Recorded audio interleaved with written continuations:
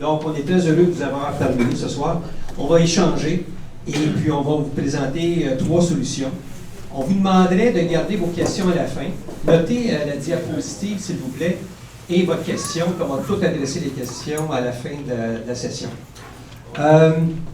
Si vous n'avez pas déjà remis votre adresse courriel à Chloé, n'hésitez pas à le faire parce que l'information, on va en prendre beaucoup, puis on va vous envoyer beaucoup d'informations dans les prochains mois. Si jamais on n'a pas la réponse à une question, on le prend en note et on fait les suivis nécessaires pour avoir cette réponse-là pour vous.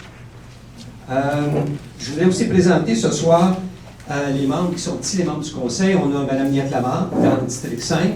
Nous avons M.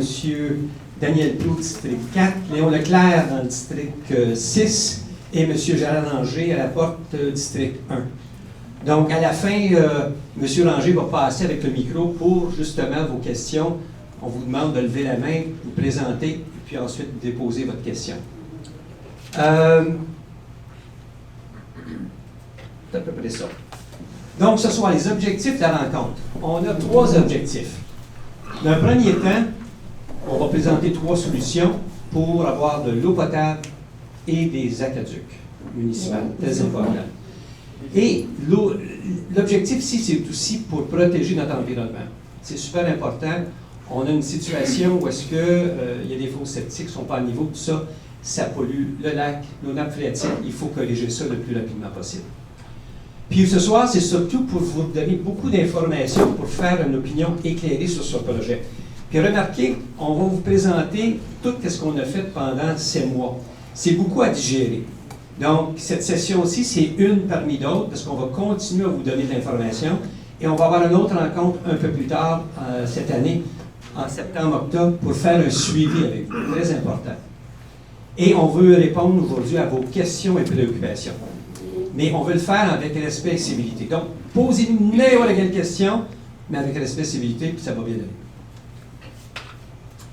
Donc, qu'est-ce qu'on a fait?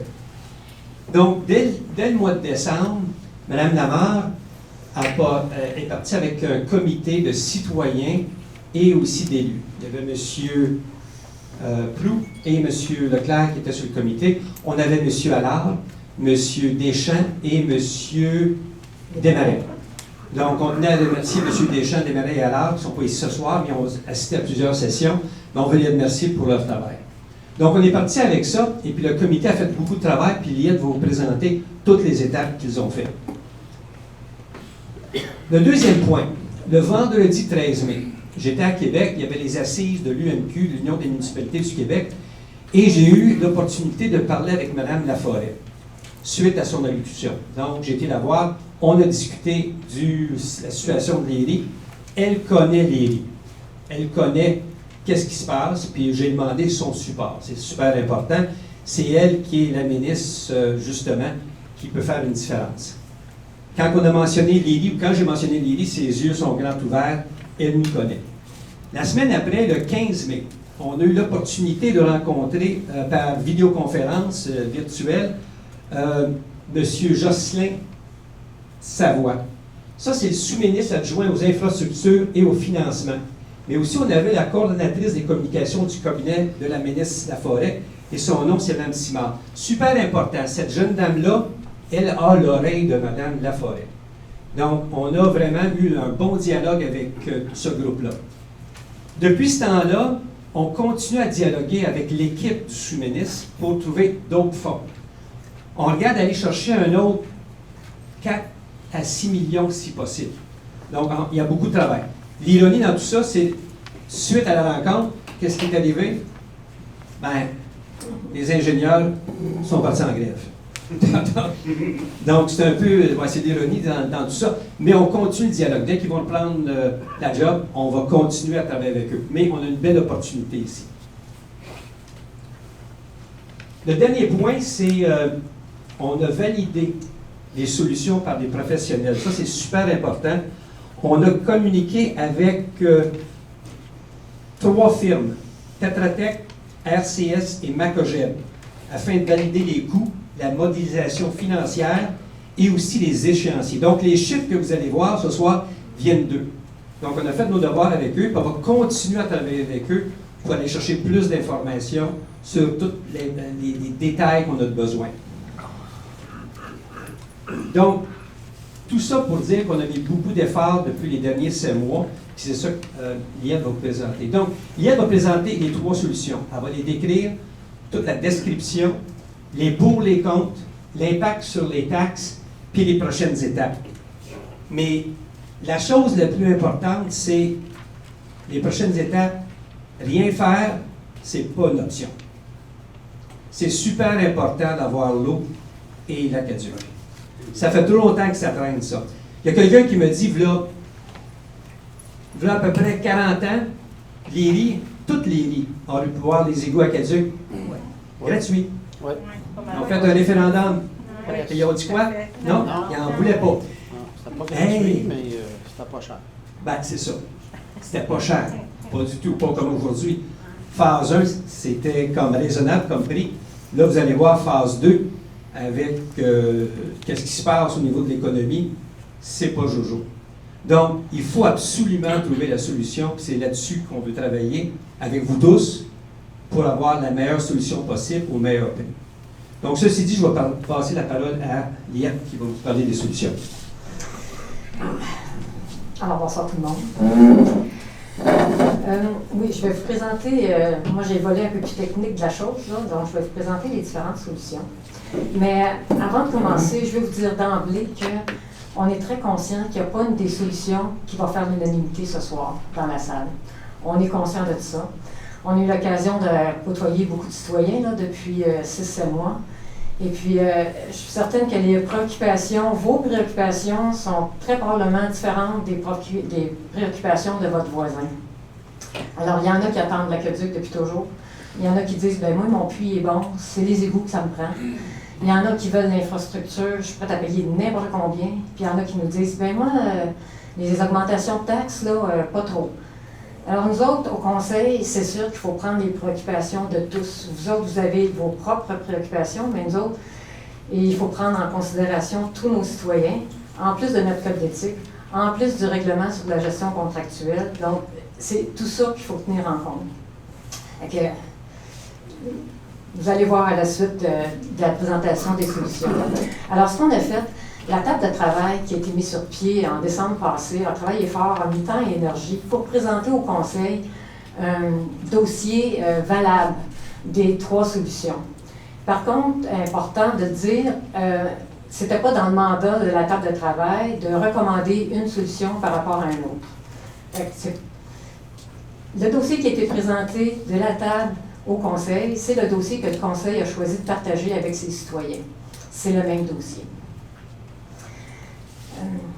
On aurait aimé avoir la présence de l'ingénieur qui nous a aidé à valider toutes les solutions.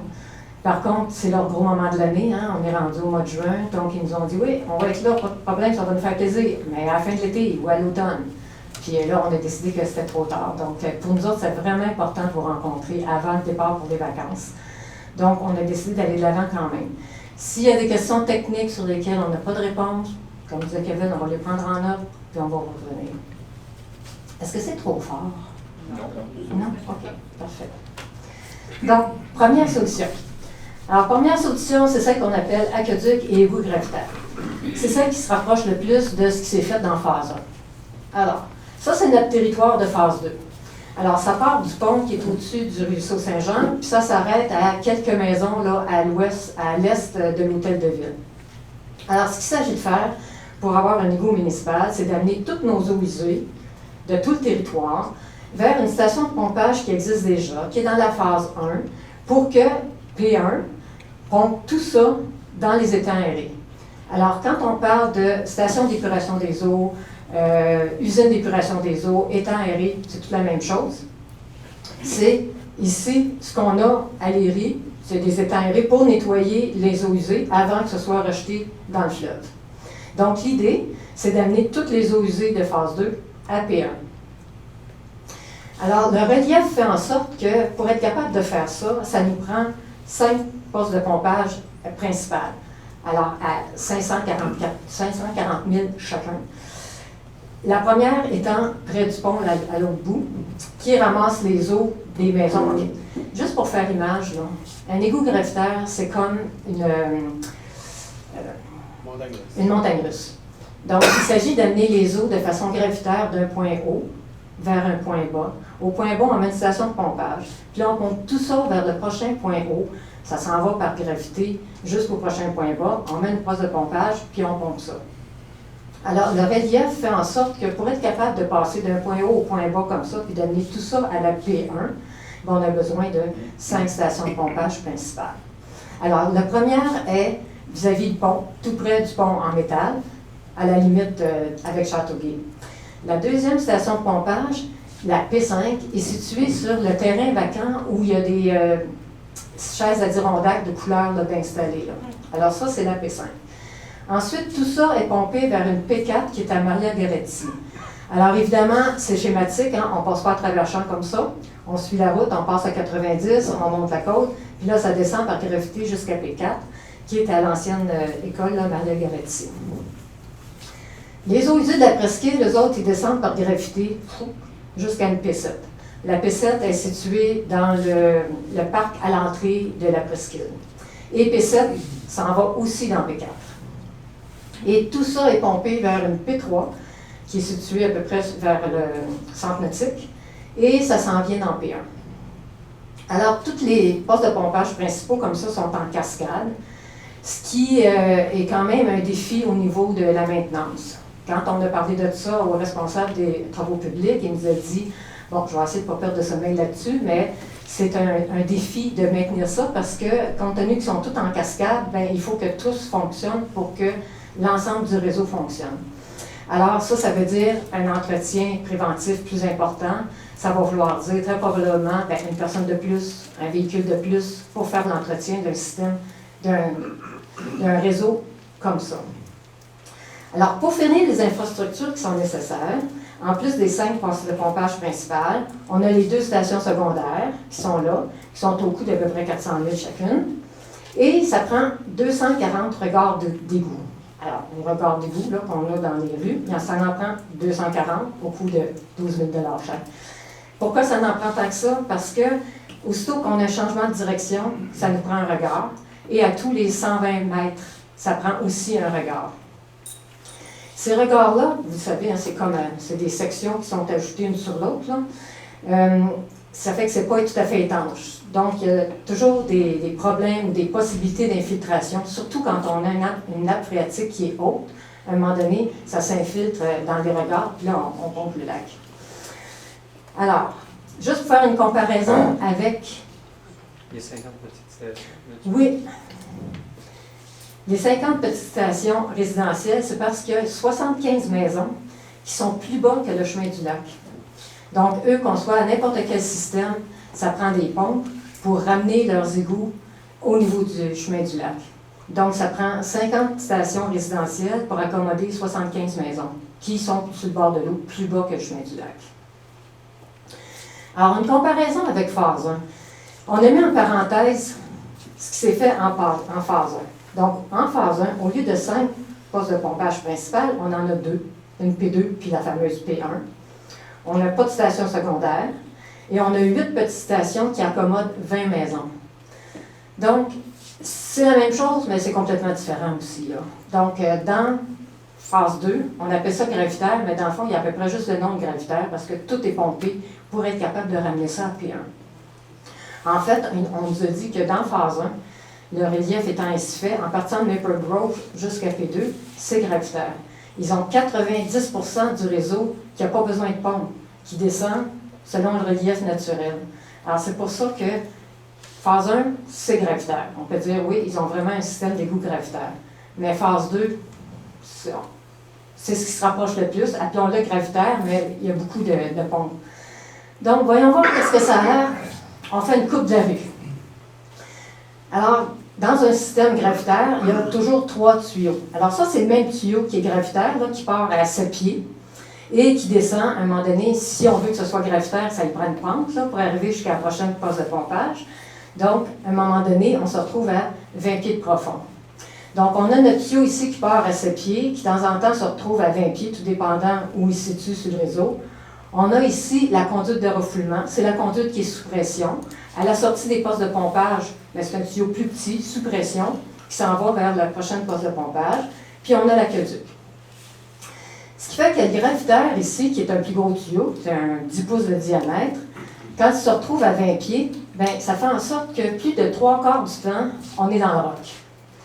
Alors, pour se retrouver à 20 pieds, bien, il y a beaucoup de dynamitage. Et ça fait qu'on ouvre la rue à pleine largeur, parce que si on veut travailler 20 pieds de profond, il faut que ce soit large. Évidemment, ça peut avoir de l'impact sur nos arbres ou encore sur les clôtures d'empilement de pierre là, qui font la signature de l'IRI.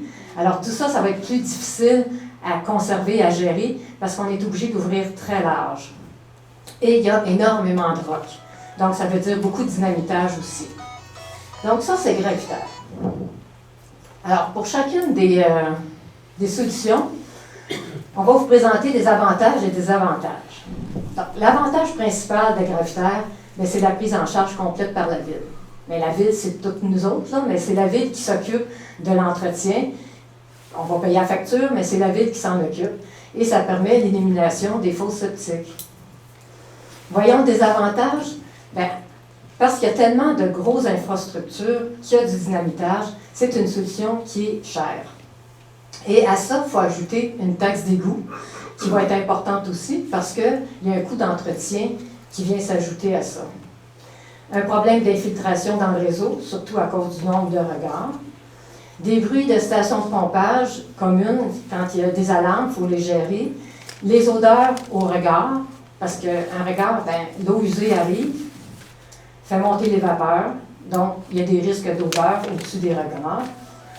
Le risque de problème d'écoulement d'eau de pluie, quand on fait des excavations profondes, on vient déranger tous les écoulements naturels de l'eau, ce qui fait qu'il peut y avoir des risques d'inondation. On a vu dans phase 1, il y a des inondations qui ont apparu où il n'y en avait pas précédemment parce que l'eau de pluie a été dérangée, l'écoulement naturel a été dérangé. Et puis un impact environnemental parce qu'on a besoin de place pour travailler puisqu'on est profond. Gravitaire. Je vous fais faire un bond dans le passé. Je vous ramène en septembre 2020. En septembre 2020, on a tous reçu dans nos maisons de l'information sur le projet qui se mettait en place. Parmi cette information-là, il y avait un tableau qui nous expliquait un peu comment étaient répartis les coûts du projet. Alors, rapidement, la première ligne du tableau, c'était vraiment le prix du contracteur. Donc, on va en soumission, on demande au contracteur combien ça coûte installer ces tuyaux-là. Ils nous reviennent en disant 31,8 millions, je fais le travail. OK. Après ça, on rajoutait un 15 % d'imprévu, ce qui a de l'allure parce qu'en phase 1, souvenez-vous, on a fini à plus 33.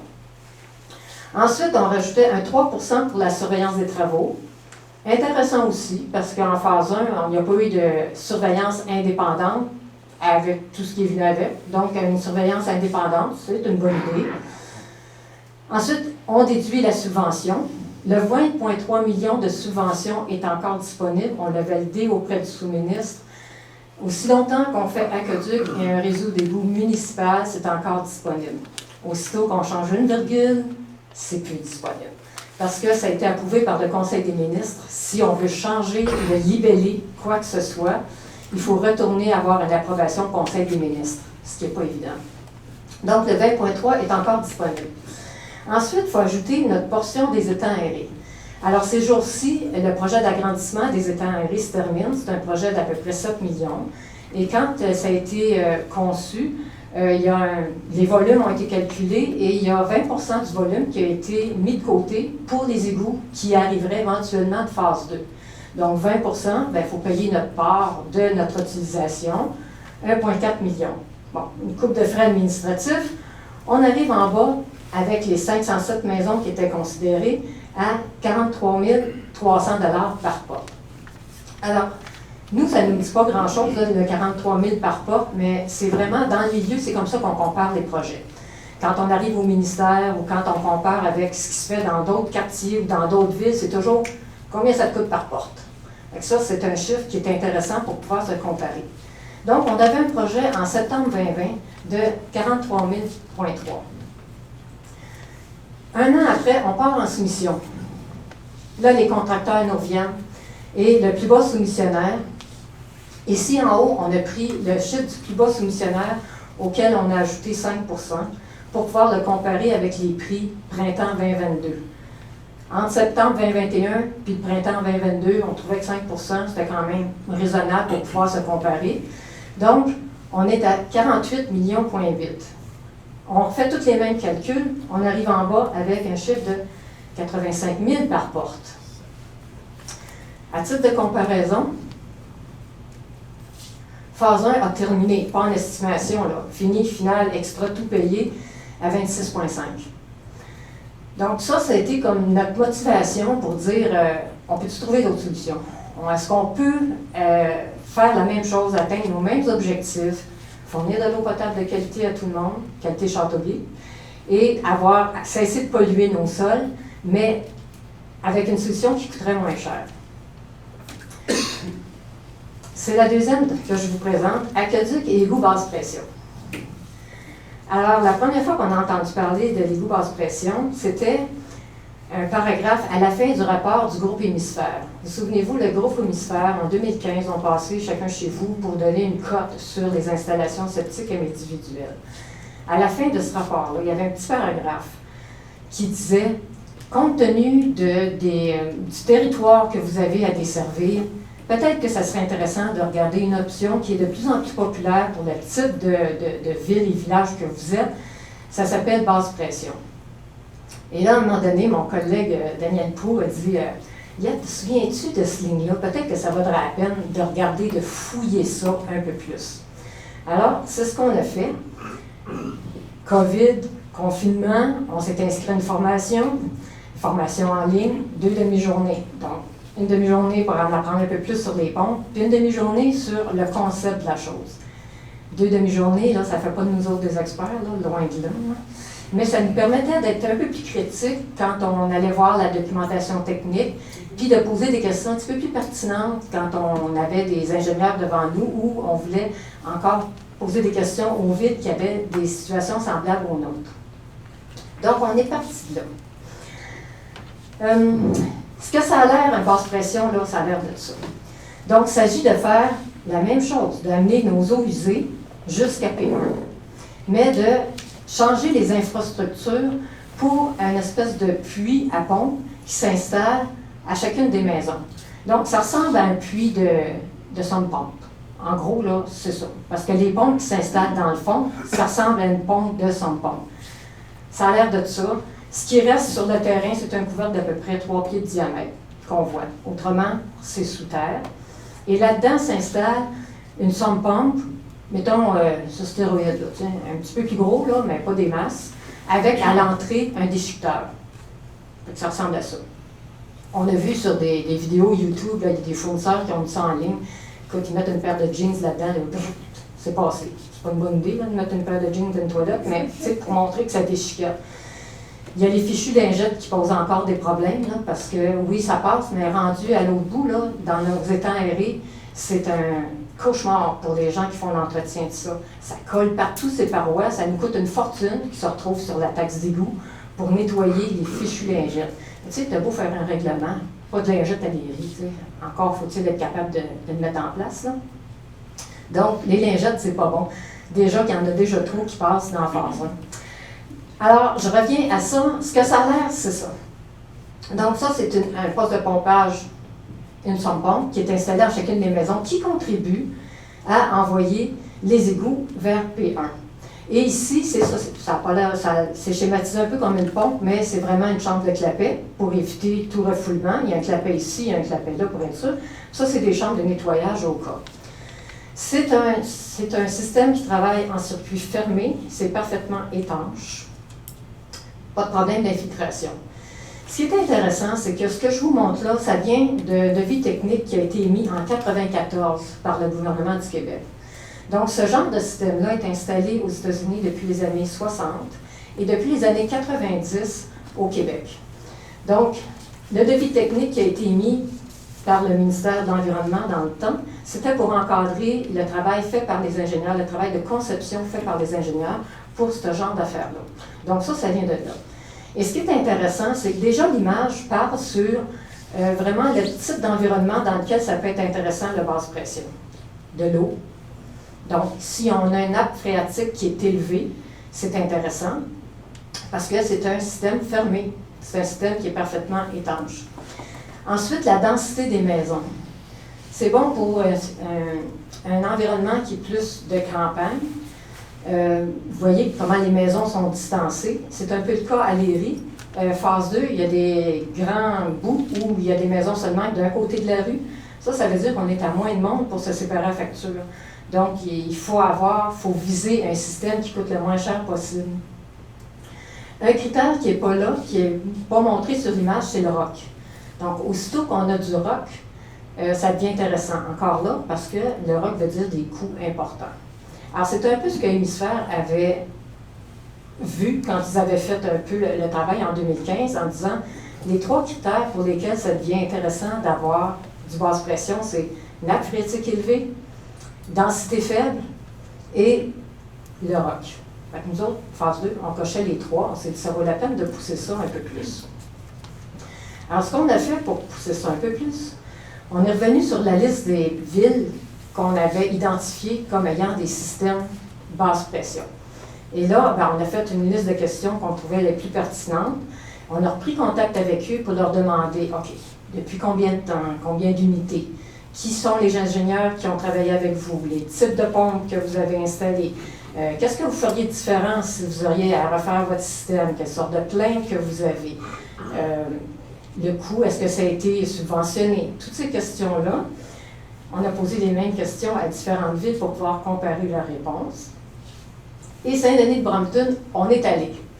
Alors, il y a 3 citoyens, 2 conseillers, le responsable des travaux publics sont déplacés, puis on est allé voir qu'est-ce que ça avait l'air à Saint-Denis-de-Brampton.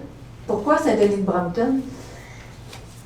D'abord parce qu'ils ont installé un premier système avec 215 maisons en 1999. Ça fait déjà un bout de temps.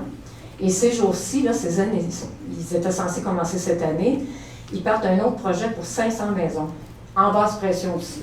Donc, on s'est dit, s'ils en font un deuxième, ça veut dire que le premier n'a pas dû aller si mal. Et puis, intéressant, ils ont les 3 systèmes à Saint-Denis. Donc, quand tu te promènes dans la ville, les gens vont dire, OK, ça ici, c'est notre voisinage gravitaire et aqueduc. Ici, vous avez basse pression et aqueduc. Et là, vous avez aqueduc et installation sanitaire. Donc, dans la ville, ils ont les 3 systèmes. Alors, c'est intéressant parce que les gens de travaux publics ont travaillé avec les 3 systèmes aussi. Donc là, on a pu leur poser toutes sortes de questions. D'abord, on leur a demandé, est-ce qu'il y a une différence sur l'évaluation des maisons dans les différents quartiers? Alors, ils étaient bien surpris de la question, mais à leur connaissance, non. La deuxième question, c'est de dire aussi, est-ce que vous avez remarqué qu'il y a une différence de mouvement de maison? Est-ce que ça se vend moins dans un quartier que dans un autre quartier? Là encore, ils n'ont pas vu de différence. OK. Et on leur a demandé s'il y avait eu des problèmes particuliers, s'il y a des choses qu'ils feraient différemment. Ils nous ont donné plein de trucs techniques là, que je vous passe. Là. Il y a une chose qu'ils nous ont dit, on a eu un bris à un moment donné dans une conduite de refoulement. Puis là, une conduite de refoulement sous pression, il a fallu attendre d'avoir une résurgence, de voir apparaître sur le terrain les eaux usées pour savoir où était le bris. Mais conduite de refoulement pour conduite de refoulement, c'est la même chose. Basse pression, gravitaire, c'est le même type de tuyau, c'est le même diamètre. Donc, un problème de bris de conduite de refoulement, que ce soit gravitaire ou basse pression, le résultat est le même. Il faut attendre de voir pour savoir où aller chercher le problème. Une autre chose qui est intéressante à Saint-Denis encore, quand on regardait la littérature technique, des fois il y avait un bémol en disant faites attention quand il y a des résidences secondaires, compte tenu que le système est utilisé moins souvent, il peut peut-être avoir des dépôts ici sur les lignes privées, ça peut peut-être bloquer. Saint-Denis, dans phase 2, on a 11 résidences secondaires sur quelques 500, ce n'est pas des masses. Eux ont aussi un mélange de secondaire et de permanent. Puis encore là, ils n'avaient pas eu de problème. Donc, ça donnait une autre bonne indication. Ce qu'on a fait quand on a eu les réponses aussi des autres, vous regarderez aussi, C'est des gens, bon, ça c'est sur le bord du fleuve, ça c'est sur le bord du fleuve, ça c'est à côté des... Là, ben, il y a de l'eau, là, il y a une rivière, là, ils sont sur le bord du fleuve. C'est des caractéristiques qui font que les gens s'intéressent à basse pression. C'est des caractéristiques que nous avons, nous aussi. Il y a une chose que tout le monde a été d'accord à nous dire, l'unanimité, c'est de dire que c'est important que la responsabilité de l'entretien soit remise aux résidents, aux propriétaires des maisons. Ça, c'est la condition du succès. Parce que ça demande un minimum de vigilance, comme une pompe, pour ne pas envoyer n'importe quoi là-dedans, pour pas que ça bloque et tout ça. Puis il disait, aussitôt que c'est la responsabilité de la ville, c'est toujours la responsabilité de la ville. Puis ça coûte extrêmement cher. Mais il dit, quand on remet la responsabilité aux propriétaires, bien, chacun prend soin de son installation, puis ça va bien. Fait que ça a été la recommandation qui était unanime.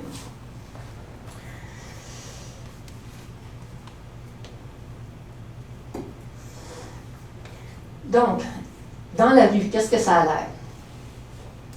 Alors, tuyau de refoulement de 2 à 6, peut-être 8 pouces, qui peut s'installer, ça c'est l'installation qui est recommandée dans les vies techniques. Donc, ça peut s'installer à la même hauteur, en autant qu'il y a un pied de différence entre chaque. Alors là, les ingénieurs nous ont dit, avec une installation comme ça veut dire qu'on peut ouvrir la rue sur 3 mètres seulement. Ça veut dire qu'on peut faire une ouverture partielle de la rue. Ce qui nous évite d'ouvrir totalement, d'aller chercher l'emprise totale de la rue. Là, on s'est dit, ah, c'est merveilleux, ça veut dire qu'on va pouvoir passer en auto à côté. On dit non. Tu sais, quand même, on ouvre pas mal large, on peut passer à pied, mais on ne pourra pas passer ou faciliter la logistique des camions en passant à côté, on ne peut pas faire ça. Mais ça a quand même un avantage, côté environnement. On va peut-être sauver plus d'arbres, avoir moins de difficultés avec nos clôtures. Et surtout, c'est seulement 13 % du temps dans le roc. Donc, à 6 pieds de profond, là, il y a des petits butons de roc à passer un peu partout qui peuvent être cassés mécaniquement, donc pas besoin de dynamitage. Gros avantage. Alors, ça a l'air de quoi, là, juste pour faire image ici, hein? Comparé à le gravitaire qui est 10 pouces et qui est plus profond, puis une conduite de refoulement qui est plus haut, qui est sous le gel, qui suit le relief avec la conduite d'aqueduc.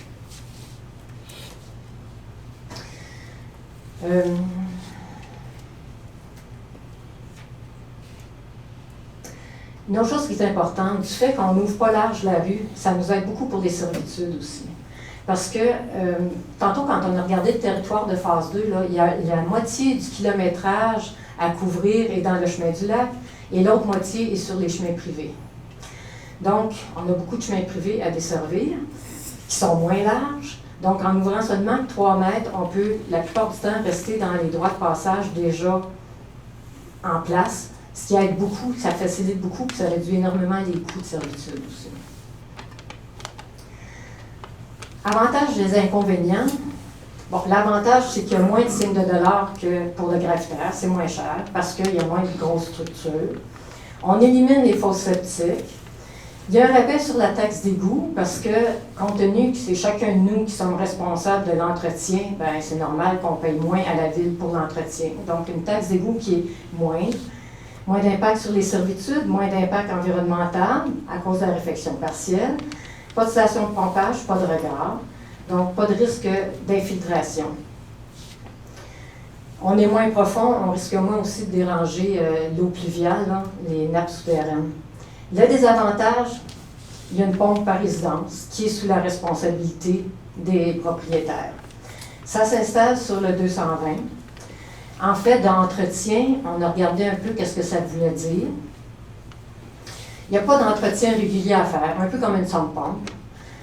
Il y a un entretien, les fournisseurs nous disent, aux 10 ans, il faut sortir, il y a un... Comment est-ce qu'ils appellent ça? Il faut remonter la pompe, là, donc il faut sortir l'impulseur, le remonter. Ça coûte à peu près un 1500 $ aux 10 ans.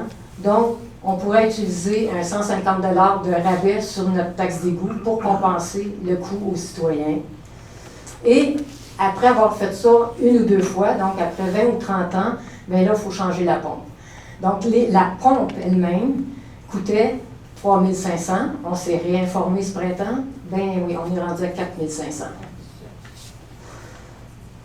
Ce qu'il faut faire bien attention, si on veut pas de problème, c'est qu'il faut faire attention aux branchements illicites. Cette pompe-là, elle a beau être déchiqueteuse, aussitôt qu'il y a un peu d'abrasif dedans, c'est ça qui mange la pompe. C'est pas une pompe qui fonctionne souvent, c'est pour ça que l'entretien est minime, parce que ça prend... On nous dit que ça part à peu près de 8 à 10 fois par jour, puis ça se vide en moins d'1 minute. Donc l'eau s'accumule dans le puits, dans votre puits individuel, puis en moins d'1 minute, zoup, ça se vide. Donc c'est pas une pompe qui est beaucoup sollicitée, d'où sa durée de vie. C'est électrique, donc on s'est dit combien ça coûte d'électricité par année. On a comparé un peu tout ça, ça revient à peu près à 12 $ par année d'électricité. Donc ça, c'est le côté entretien. Et là, on s'est dit, qu'est-ce qu'on peut faire pour aider le citoyen? C'est sûr que, puis ce que tous les villes nous ont dit aussi, informer encore. Donc, de faire des guides sur l'utilisation, sur l'installation, faire des achats regroupés pour l'installation, pour les pompes. Ça, c'est toutes des choses qu'on peut faire. C'est des choses dont la ville peut prendre la responsabilité. Donner des références pour les réparations, s'assurer qu'on a des gens de qualité qui peuvent venir vous assister en cas de problème.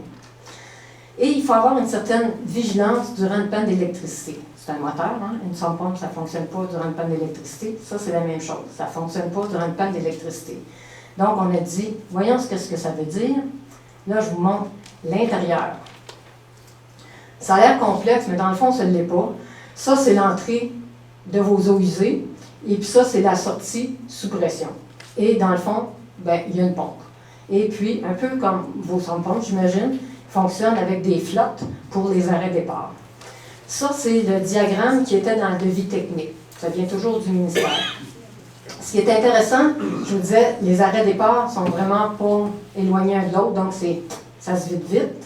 Et il y a quand même des volumes ici qui permettent d'accumuler en cas de panne. Mettons, pire cas, là, votre pompe était prête à partir, panne d'électricité, OK.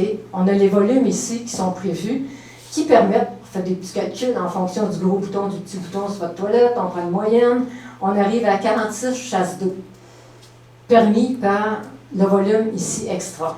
Ça veut dire qu'on a comme 46 chasses d'eau de possible en cas de panne d'électricité. Gardez en tête qu'en cas de panne d'électricité, il n'y a pas de lavage, pas de lave-vaisselle, des douches à l'eau froide, pas trop.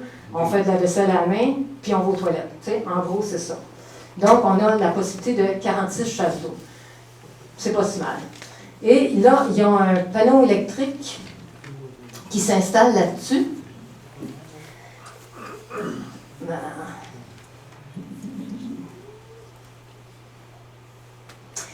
Et le panneau électrique a une sortie qui permet de brancher une génératrice. Donc, une espèce de prise qui ressemble à quelque chose comme une chasseuse. Là. Puis là, on se branche là-dessus, puis en moins d'1 minute, on vient de vider, puis on est bon pour un autre 46 flushes de toilette.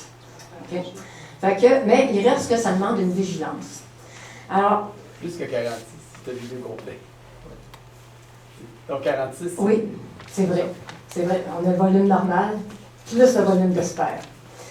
On vous a montré les villes qu'on a contactées pour avoir des informations. Moi, j'ai eu la chance de contacter une dame qui est dans le voisinage qui est équipée en basse pression à Châteauguay. Ça, c'est le voisinage qui est en arrière de la Caisse populaire, la nouvelle Caisse populaire, là, puis la nouvelle station d'essence, juste là, le long de la rivière, sont installés avec la basse pression. Alors, la dame, on passait pas mal de temps à jaser de ça, puis elle m'a dit, puis je vous le dis tel quel, elle, sa pompe a fait défaut. Dans la première année, ils sont venus à changer, sous garantie. On a changé depuis ce temps-là, pas de problème. Ça fait une dizaine d'années de ça. Puis là, ben, je lui ai demandé qu'est-ce que vous faites en cas de panne d'électricité. Puis elle me dit oui, mais ma toilette, elle ne marche pas l'électricité. Là. Je vais à la toilette, puis j'actionne la chasse d'eau, là, pas de problème. Donc là, je ne savais plus si je devais l'inquiéter ou bien lui dire de faire attention. Mais tout ça pour dire qu'elle, ça fait 10 ans qu'elle était là, puis c'est pas une préoccupation qu'elle avait. Donc, ça ne l'avait pas importuné depuis que toutes les pannes d'électricité qu'on a eues pendant ces 10 ans-là. Alors, c'est ça. Mais ça demande une vigilance. On passe à l'autre solution. Aqueduc et mise aux normes. Alors, c'est la solution la plus simple, mais en même temps la plus complexe. Donc, il s'agit de quoi? Bien, c'est de passer avec nos installations actuelles, qui sont ou qui ne sont pas aux normes, vers ce qui est vraiment reconnu comme étant aux normes actuelles. Alors, les normes changent continuellement, deviennent de plus en plus sévères. Quand on choisit cette solution-là, les installations septiques doivent vraiment être aux normes de l'année courante. Tout dépendant de où vous vous situez, les coûts peuvent être plus ou moins importants pour vous mettre aux normes. Le type de travaux à faire peut être plus ou moins important pour se mettre aux normes. Ça dépend de votre situation personnelle. Là, on s'est dit, bon, qu'est-ce qu'on peut faire pour aider les citoyens là-dedans? Bien, il est possible de vous aider avec nos facilités de financement. La Ville ne paiera pas pour les installations, mais peut aider au financement.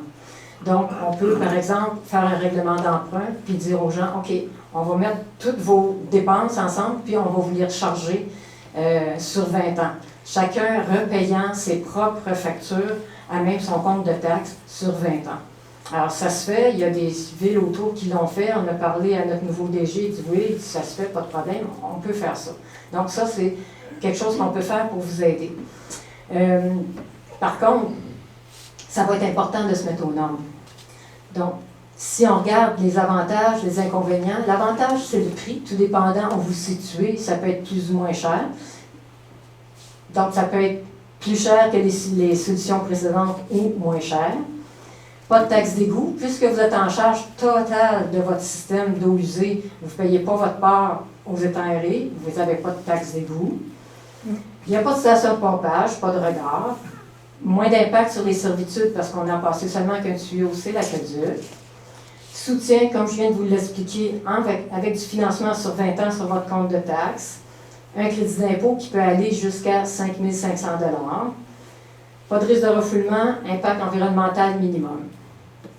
Des avantages, encore là, c'est que la responsabilité revient au propriétaire pour les travaux et l'entretien. Et là, on a fait la même chose. On est allé voir, on a fait l'inventaire à partir des demandes de permis qui avaient été demandées dans les derniers 10 ans. Et là, on s'est fait une liste de questions. Et là, on avait sous la main un expert, M. Proux, comme culture personnelle, puis il est allé chercher un diplôme collégial sur inspection municipale et assainissement des eaux. Donc, lui, il connaît ça. Donc, il a pu faire sa liste de questions. Il est allé rencontrer les gens. Il s'est assuré d'aller rencontrer des gens qui avaient des situations particulières, les pires. Ceux qui sont sur la glaise, ceux qui sont sur le roc, ceux qui ont un petit terrain, ceux qui n'ont pas de possibilité de rejet. Donc, pas près du lac, pas près du marais, pas de fossé. Donc, on fait quoi pour rejeter nos eaux une fois qu'on les a nettoyées? Les technologies se sont améliorées. Il est possible, il y a des solutions pour à peu près toutes les situations dans les riz. Et là, on a demandé aussi, bon, combien ça vous a coûté, depuis combien de temps, quelle sorte d'entretien vous avez, êtes-vous satisfait? Puis là, on a eu l'âge comme ça. Donc, il y en a qui nous ont dit, moi, pas de problème, j'ai un technicien qualifié qui vient une fois par année, il regarde, fait mon entretien préventif, me donne mon rapport comme quoi je suis encore aux normes, c'est fini, pas de problème. Puis il y en a d'autres qui ont dit, ouais, moi, ma lumière UV, ma lampe UV, là, je la change 3-4 fois par année, c'est cher. Faut que je m'en occupe, faut que je change le milieu filtrant. C'est plus vite que je m'en débarrasse, mieux c'est. OK. Donc, on a eu vraiment là, les deux côtés. Ce qu'ils nous ont dit aussi, on leur a demandé combien ils avaient payé, et maximum 20 000 qu'on a eu hein, à l'époque. Ben 25, on a entendu 25 qui a été corrigé en 20. Donc. Jusqu'à 25 000. Le pire des cas qu'on a vu, c'est 25. Par contre, il y a des citoyens qui m'ont dit, ben voyons donc, tu parles de 20-25, là, moi je viens d'avoir une cotation à 35. Ben OK, il y a toujours, tu sais, il y a des cas particuliers, anecdotiques, ça se peut qu'il y ait 35, il faudra voir qu'est-ce qui est inclus là-dedans. Mais quand on a fait la liste là, de la dizaine qu'on est allé voir, c'était plus alentour de 20 maximum. Alors ça, c'est tout ce qui est par rapport à l'entretien et tout ça. La durée de vie. En principe, il y a des fournisseurs qui nous disent maintenant, si l'entretien est bien fait, là, durée de vie illimitée. Peut-être. Et il y a aussi dans la littérature qu'on dit que les champs d'épuration ont une durée de vie aussi. 20 ans, 25 ans, 30 ans, après ça, ça vient colmater, bien, il faut changer notre champ de place. Quand on a un grand terrain, ça va bien. Quand on a un petit terrain, ça peut devenir un défi. Puis encore là, il y a des gens qui me disent, ben moi, je suis à 30 ans, puis il n'y a pas de problème. Ça se peut aussi. Et vigilance en cas de panne d'électricité aussi, parce qu'il y a des pièces mécaniques là-dedans, il y a un moteur aussi, il y a des fois des ventilateurs. Et le dernier point, l'obligation de se mettre aux normes. Alors, on ne veut pas mettre cette ligne-là comme une menace, mais en même temps, on veut que vous preniez ça très au sérieux, parce que nous, on va prendre ça très au sérieux. Une fois que l'aqueduc va être passé, la Ville ne pourra plus fermer les yeux sur des installations septiques qui ne sont plus aux normes. Donc, on va utiliser ce que le règlement du ministère de l'Environnement nous permet de faire pour s'assurer que tout le monde va être aux normes. On se résume. Les pour, le gravitaire, la prise en charge complète par la Ville, l'élimination des fosses septiques. La solution 2, la basse pression, moins cher, élimination des fosses septiques, rabais sur la taxe d'égout, moins d'impact environnemental par la réfection partielle, moins d'impact pour les servitudes, pas de station de pompage, pas de regard, pas de risque d'infiltration. La troisième solution, la mise aux normes, moins cher, tout dépendant des travaux que vous avez à faire, pas de taxe d'égout, aucune station de pompage, aucun regard d'égout, moins d'impact sur les servitudes, soutien que la Ville peut offrir pour le financement, le crédit d'impôt qui arrive du provincial, aucun risque de refoulement, puis un impact environnemental minimum. Les contres. Le gravitaire, principalement, le coût, qui est très élevé, et le coût d'entretien, qui est également très élevé. Problèmes d'infiltration, les bruits à la station de pompage, les odeurs au regard, les risques de problèmes d'écoulement d'eau de pluie, l'impact environnemental. De basse pression, une pompe par résidence qui est sous la responsabilité du propriétaire. L'accompagnement de la Ville pour essayer d'encadrer ça au maximum, pour vous soutenir au maximum. Et vigilance durant une panne d'électricité. Les comptes pour la mise aux normes, la responsabilité des travaux et l'entretien qui est remis aux résidents, entretien par rapport aux lampes UV, le champ d'épuration, les durées de vie qu'il faut monitorer, la vigilance aussi en cas de panne d'électricité et surtout l'obligation de se mettre aux normes assez rapidement. Donc, on arrive à la partie que vous attendiez tous, l'impact sur le compte de taxes. Voyons voir ce que ça a l'air. Je vous ramène donc avec notre 43 300 en bas de page, qui est passé à 85. Donc, on s'est fait assister par des firmes de génie qui avaient déjà fait de basse pression pour se faire donner un prix. Le prix qu'on nous a donné, on fait le même calcul, hein? On met le prix, on met ça dans la même tablette pour arriver à 47 000 par porte. Et le dernier, aqueduc seulement, à 43 000 par porte. Alors, 43 000 par porte, les ingénieurs nous ont dit, ça c'est vraiment pour passer du tuyau dans la rue. Les installations, les travaux que les gens vont avoir à faire de façon individuelle, eux, ils n'étaient pas à l'aise de mettre des chiffres là-dessus. Donc, ça, c'est vraiment, la mise aux normes n'est pas comptée là-dedans. Pourquoi 43 000 est si cher seulement pour l'aqueduc? Bien, j'attire votre attention sur la ligne subvention ici, 6 200 000. Donc, quand on parle d'aqueduc seulement, il faut retourner dans le programme de subvention régulier. Et le programme régulier de subvention pour aqueduc seulement est vraiment pas généreux. Donc, on le retrouve avec un gros maximum de 6,2 millions. C'est pour ça que la facture, le chiffre du bas est si élevé. Alors là, le conseil a regardé ça. Oh, et puis je dois vous dire, quand on a vu les chiffres, on a repris contact avec les ingénieurs et on a dit, êtes-vous bien sûr de vos chiffres? Là? Parce que nous autres, on va présenter ça à nos citoyens. Là. Donc, présentez-nous pas des chiffres qu'on veut voir, présentez-nous des vrais chiffres. Il y a 2 semaines, ils nous ont dit oui. OK, par écrit, c'est dans le bas, c'est ce qu'ils ont fait. Fait que là, on part avec ça. Quand on a vu ça, c'est quand même cher. Donc, on s'est dit, voyons, la ville, notre portrait de la ville, c'est quoi les RI ces jours-ci? Donc, les RI, on s'est dit, OK, ça, c'est le recensement fédéral de 2015. 2400 de population, ça n'a pas changé des masses.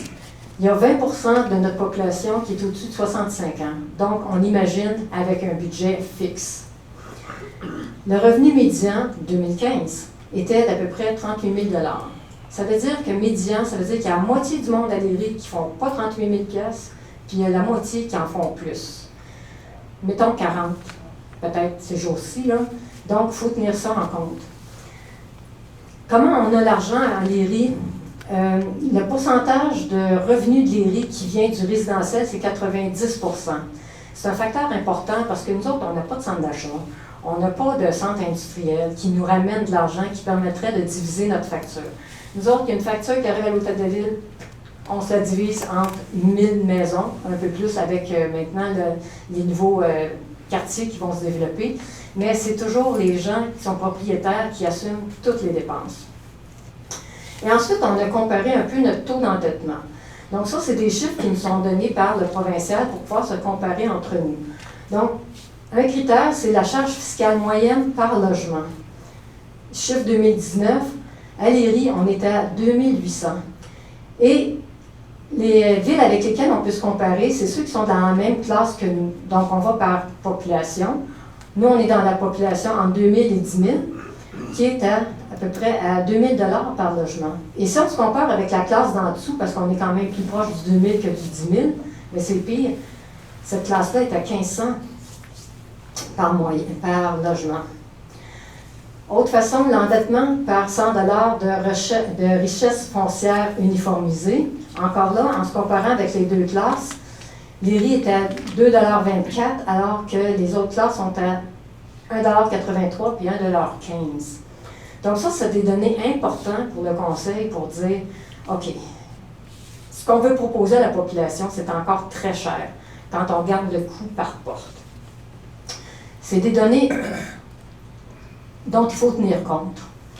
Donc, ça nous a poussé aussi à essayer de trouver d'autres moyens de réduire les coûts.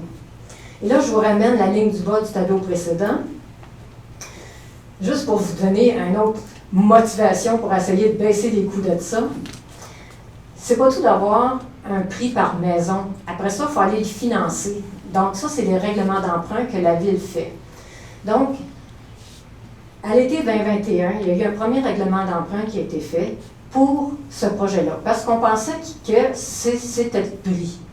Donc, un premier règlement d'emprunt où là, la somme d'argent nécessaire a été répartie à 15 % à travers l'ensemble de la Ville. Vous vous souvenez peut-être que quand phase 1 est allé en règlement d'emprunt, le règlement d'emprunt aussi, la somme d'argent totale nécessaire pour le projet, 15 % ont été répartis à l'ensemble de la Ville. La Ville est à peu près séparée en deux, phase 1, 500 résidences, phase 2, 500 résidences, donc on payait à peu près 7,5 % chacun. Là. Alors, c'est le règlement d'emprunt qui a été fait là, proposait ça, 15 % sur l'ensemble de la Ville. Et là, on a présenté ça à la ministre, et la ministre a dit, moi, j'accepte pas ça.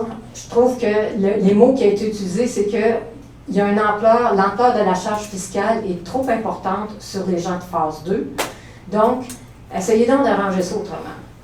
Donc, un mois plus tard, il y a eu un autre règlement d'emprunt qui, cette fois-ci, répartissait à l'ensemble de la Ville 36 % de la facture pour réduire le fardeau fiscal de la phase 2, des résidents de phase 2. Et là, ça a été accepté. Il faut dire que le MAMACH, dans le programme régulier de subvention, eux autres, le par porte qui resterait à payer pour les gens, c'est 24 000. C'est sûr que quand on arrive avec un projet de 43 ou de 85, c'est loin de leur standard, disons. Phase 1, vous vous souvenez, c'était à peu près à 26 000. Et les nouveaux voisinages là, qui s'installent à côté de l'école, au sud de la 132, eux vont être à un gros maximum de 25 000 par porte, éclairage, asphalte, banc, tout compris. Là. Donc, vous voyez que ces chiffres-là sont éloignés du restant de la ville. Donc, on va avoir le tiers de la ville comme ça, le tiers de la ville comme ça, puis le tiers de la ville qui va être à 85, 47 ou 43. Donc, ça a été une autre motivation pour dire, OK, il faut vraiment encore là relever nos manches pour essayer de voir s'il n'y a pas moyen de baisser les coûts encore davantage. Donc là, il y a des décisions qui ont été prises. La première décision, c'est le réservoir d'eau potable.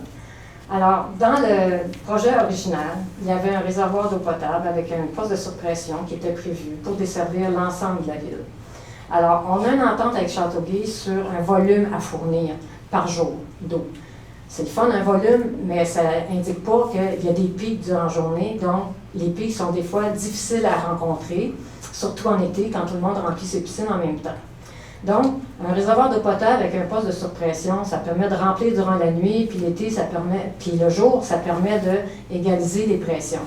C'est intéressant, mais c'était utile pour l'ensemble de la ville.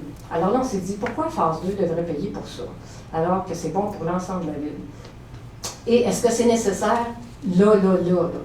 Donc, avant de le retirer, on a pris contact avec notre chef pompier, M. Stein, et puis là, on lui a posé 2 questions. On lui a demandé, est-ce que le réservoir est nécessaire, essentiel, pour être capable d'ouvrir l'école en septembre? Et l'autre question, ça a été, est-ce que le réservoir est essentiel pour assurer la protection incendie de Léry? Et aux 2 questions, il a répondu non. Il dit, moi, je fais mon plan d'intervention en fonction de ce que j'ai en place. Et puis, je veux vous assurer que la sécurité incendie est correcte, autant pour l'école que pour phase 1, phase 2. Alors là, on s'est dit, d'accord. Enlevons ce quand même 3,5 millions-là qui était prévu à l'époque, qui est sûrement plus élevé, pour le réservoir d'eau potable. Et voyons ce qu'on peut faire après ça pour trouver d'autres sources de financement. Puis on a déjà des idées pour que le fardeau fiscal soit moins important sur les résidents. Mais à court terme, il faut penser au réservoir, mais peut-être pas immédiatement dans ce projet-là, d'une autre façon. Deuxième décision, dans le projet original, il y avait aussi pas mal d'argent qui avait été mis pour l'agrandissement de P1. Vous vous souvenez, là, P1, c'est celle qui reçoit toutes les eaux usées puis qui envoie ça dans les étangs. Alors là, encore là, à la conception originale de P1, les capacités étaient prévues pour recevoir phase 2. Puis là, tout d'un coup, on nous disait, plus de place pour phase 2. Vous allez devoir payer pour agrandir P1 parce qu'on ne peut pas recevoir vos volumes. Alors là, on a gratté un petit peu. Comment ça se fait qu'il n'y a plus de place? Pour s'apercevoir qu'il y a un grave problème d'infiltration dans phase 1. Et il y a des nouveaux développements aussi qui vont se faire dans phase 1. Encore là, on s'est dit, pourquoi phase 2 paierait pour ça? Donc, il y a des choses qui vont se mettre en place. Il y a déjà beaucoup de travail qui s'est fait pour travailler sur l'infiltration. Il y a d'autres travaux qui se font aussi pour repenser un peu toutes les infrastructures par rapport aux nouveaux développements qui se font pour pas nécessairement avoir besoin d'agrandir P1. Donc, on sort P1 de notre projet. La solution 3, aqueduc seulement et installation septique, coûtait cher. On s'est dit comment est-ce qu'on peut réduire ça pour avoir quelque chose d'intéressant. Peut-être en faisant pas de travaux dans la presqu'île, en branchant la presqu'île directement sur le poste de pompage qui existe déjà. Donc, le poste de pompage, je ne sais pas si tout le monde est au courant. Dans d'autres séances, il y a des gens qui ont dit « Comment ça, la presqu'île, quoi, ils ont un système d'aqueduc? » Donc, vous êtes au courant que la presqu'île est desservie par un puits. Donc, l'idée, c'est qu'ils ont déjà tout le circuit d'aqueduc qui s'en va dans les maisons. Ce serait de déconnecter ce qui vient du puits, puis connecter Châteauguay, puis se servir du même réseau. Compte tenu que la solution 3, c'est que chacun met ses installations septiques à jour, donc on n'ouvre pas les rues dans Presqu'île, puis tout le monde a de l'eau de qualité Châteauguay quand même. Alors ça peut contribuer à faire baisser le prix. Ensuite, sur la table de travail, les gens nous ont dit, il y a plein de maisons qui se construisent, là. Il y a des droits de mutation qui s'en viennent, il y a des nouvelles taxes qui s'en viennent. On ne peut pas utiliser ça pour être capable de soulager un peu les gens de phase 2.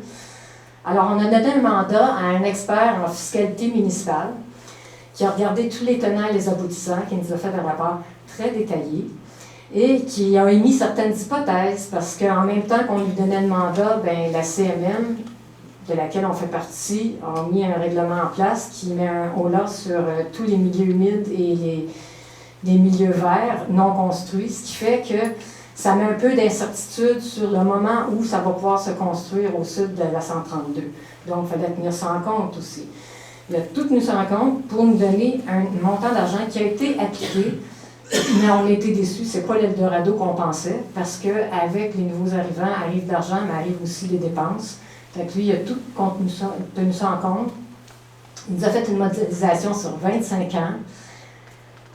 D'autres qu'on trouve après 5-6 ans, mettons, la boule de cristal commence déjà à être un peu embuée. Fait qu'on s'est dit, OK, voyons voir qu'est-ce qu'on peut aller chercher dans les premières années. C'est ça qu'on a appliqué sur les montants. Le nombre de raccordements, comme vous savez, aussitôt qu'il arrive une facture, on se la divise. Initialement, c'était 507 maisons qui étaient prévues de 507 raccordements. Quand on a regardé les plans qui sont partis en soumission, on s'est aperçu qu'il y avait 529 raccordements qui pouvaient être faits. Donc, on a divisé ça par 529. Comme ça réduit les factures de tout le monde. Pour être capable de faire ça, ça veut dire que chacun paye la même quote-part. Donc, aussitôt qu'on a un raccordement, on a une fraction de la facture. Alors, c'est vrai aussi pour les lots vacants. Donc, s'il y a un lot vacant, pas construit, donc, il est raccordé une portion de la facture. On a fait ça dans un sens pour être le plus équitable possible en se disant, si une personne a un lot vacant, puis attend 4, 5, 10 ans avant de construire ou avant de vendre pour construire, ça veut dire que c'est toute la communauté qui paye sa portion pendant que tout ce temps-là, que lui ne décide pas de construire. On trouvait que c'était plus équitable de dire une connexion, un prix, une quote-part de la facture. Et aussi, pour réduire la facture un peu, le fardeau sur phase 2, ce qu'on propose, c'est de mettre 25 % sur l'ensemble de la ville. Pourquoi 25 %? Parce que ce qui va se construire à court terme, à côté de l'école, les maisons qui vont se vendre, les personnes qui vont arriver à très court terme, il y en a à peu près 500 qui arrivent là. Donc, on s'est retrouvé à dire, OK, ça veut dire qu'il va y avoir 500 portes en haut, 500 phase 1, 500 phase 2, on divise le 25 en 3, on arrive à peu près à 8 %. Le même pourcentage que phase 1. C'est sûr que les gens de phase 1, nous, on a payé 15 % sur un petit montant. Eux vont payer 25, mais mettons 8 % sur un plus gros montant. Mais le pourcentage demeure le même. Donc, on trouvait que c'était équitable. Et en le faisant comme ça, ça veut dire qu'au fur et à mesure qu'il va y avoir plus de maisons dans les nouveaux voisinages, bien, eux vont prendre plus de montant de la facture aussi. Ils vont prendre un plus gros pourcentage. Donc, ça, c'est des décisions qui ont été prises. Ensuite, pour la saine gestion, on s'est dit, pour vous présenter des estimations du compte de taxes, OK, quel taux d'intérêt est-ce qu'on va prendre là-dessus? En janvier, quand on travaillait avec la table de travail, on a proposé 5 %, puis les gens ont dit, ben non, 5 % ça n'a pas d'allure. Nos règlements d'emprunt en ce moment sont à 1,5, 1,6. Puis là, on présente 5 %, les gens nous disent, ben non, 5 % c'est pas assez, ça n'a pas d'allure. Puis effectivement, on vient de renouveler une portion là, du règlement d'emprunt de phase 1, puis la moyenne, c'est 4,6 sur 5 ans. Donc, on trouve que 5 % maintenant, c'est rendu quasiment pas assez agressif, mais bon, il fallait partir quelque part. On a mis 5 %. Et la durée de l'emprunt, on l'a mis sur 30 ans. Le ministère nous dit qu'on peut aller jusqu'à 40 ans. On trouve que ce ne serait pas une bonne gestion d'aller à 40 ans parce que les DG nous ont dit, au bout de 30 ans, le réseau commence à avoir besoin d'entretien. Donc, c'est un peu moche d'avoir à mettre énormément d'argent sur l'entretien puis pas avoir fini de payer le capital. Tu sais, c'est comme une vieille voiture, là, tu sais, on paye l'entretien puis on paye encore notre prix. Fait qu'on s'est dit que 30 ans, c'était plus raisonnable. On tient compte de tout ça. Et là, on arrive. C'est des estimations, c'est sous toute réserve. Hein? C'est sûr, ça, c'est avec les chiffres qu'on a présentement, avec ce qu'on avait en main. Donc, la première colonne, c'est l'évaluation de la maison. La deuxième, c'est votre ligne du bas de compte de taxes 2022. Et les chiffres en noir sont les comptes de taxes à venir pour les solutions 1, 2 ou 3. Pour la solution 2, les stations de pompage sont incluses là-dedans parce qu'on voulait vraiment être capable de comparer des pommes avec des pommes entre le gravitaire et la basse pression. Donc, ça, c'est l'ensemble des coûts pour les deux solutions. Et pour la solution 3, on a mis un 20 000 $ pour la mise aux normes. Encore là, pour se donner une idée. Donc, vous connaissez votre situation. Peut-être que vous allez dire, bien moi, la solution 3, ça va me coûter moins cher parce que vous savez l'investissement que vous allez avoir à faire. Mais pour être capable de comparer, il y a un 20 000 $ qui est inclus sur le compte de taxes amorti sur 20 ans. Tandis que le reste est réparti sur 30 ans. Ce qui est en bleu, c'est le montant total payé après 30 ans. Pour la portion du règlement d'emprunt seulement. Okay? Tandis qu'ici, c'est la ligne du bas de votre compte de taxes. Ça comprend les autres taxes, ça comprend la taxe d'eau, la taxe d'égout et le projet. Les chiffres en bleu, c'est seulement le projet au bout de 30 ans. Ça fait beaucoup de chiffres. On essaie de présenter les chiffres pour être capable d'aller chercher tout le monde, parce que tout le monde n'accorde pas la même importance à la même façon de voir les chiffres. Alors, il y en a qui nous ont dit, moi, c'est le bleu, là, parce que moi, je veux rester à Léry longtemps, puis le seul chiffre que je vais regarder, c'est le bleu. OK. Il y en a d'autres qui disent, ben voyons, dans 30 ans, moi, tu sais, ce qui m'intéresse, c'est ce que je vais avoir à débourser tous les ans. Donc, on met les deux. Référez-vous à ce qui vous parle le plus. On tient en compte les gens qui nous disent, OK, c'est le bleu parce que moi, je veux rester à Léry. C'est sûr que c'est des citoyens qu'on veut supporter le plus. On trouverait ça extrêmement dommage de perdre nos citoyens parce qu'ils ne sont pas capables de payer leur compte de taxes, c'est sûr. Donc, quand les gens disent « Moi, je suis intéressé dans le projet, mais je veux rester à Léry », bien, c'est pour ces gens-là qu'on veut travailler. On a eu d'autres commentaires aussi en disant « Moi, le bleu, ça ne m'intéresse pas, même le noir à la rigueur, parce que je suis rendu à un point dans ma vie où, dans 3-4 ans, je vais être partie de Léry. Fait que, dis-moi, ça coûte n'importe quoi, je ne le payerai pas, ça va juste m'aider à vendre ma maison dans 3-4 ans. » Bien, c'est sûr que ceux-là, c'est pas pour ceux-là qu'on travaille, disons-le simplement. Là. On veut mettre nos efforts, nos énergies pour les gens qui vont rester avec nous à Léry pour encore longtemps.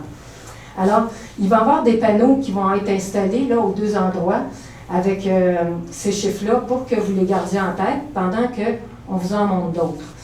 Avant de passer à l'autre, c'est vrai, gardez en tête que le coût de raccordement n'est pas inclus. Il y a un coût ponctuel de raccordement dont vous devez tenir compte aussi. Par exemple, pour le gravitaire, le raccordement de l'aqueduc jusqu'à la rue, parce que la ville, elle, s'arrête à la limite de votre lot. Vous devez amener votre tuyau jusqu'en avant, jusqu'à la rue, puis la même chose avec le gravitaire. Le gravitaire étant un peu plus creux, il faut prévoir creuser un petit peu plus creux aussi. C'est sûr qu'il y a beaucoup de maisons qui ont leur système septique, leur installation septique à l'arrière. Oui, donc il faut faire le tour de la maison ou trouver une façon de passer à travers votre sous-sol pour amener le tuyau en avant. Il y a des tuyaux, il y a des sous-sols qui sont finis. On est conscient du défi que ça peut représenter pour chacun, mais là, chaque situation est vraiment unique à chacun. Et c'est la même chose pour le basse pression. Alors, le basse pression, ce qui est inclus dans le prix, là, c'est l'installation du pit, là, mais de la station de pompage pour installer la pompe. Mais le raccordement, c'est pas inclus dans le prix que vous voyez à l'écran. Donc, et c'est la même chose, que ce soit gravitaire ou basse pression, vous allez devoir amener le tuyau pour pouvoir vous connecter. Un petit avantage peut-être avec la basse pression, c'est qu'il suit exactement l'aqueduc, donc il est à la même hauteur. Ça peut peut-être faire une petite différence sur le prix parce qu'on est moins creux.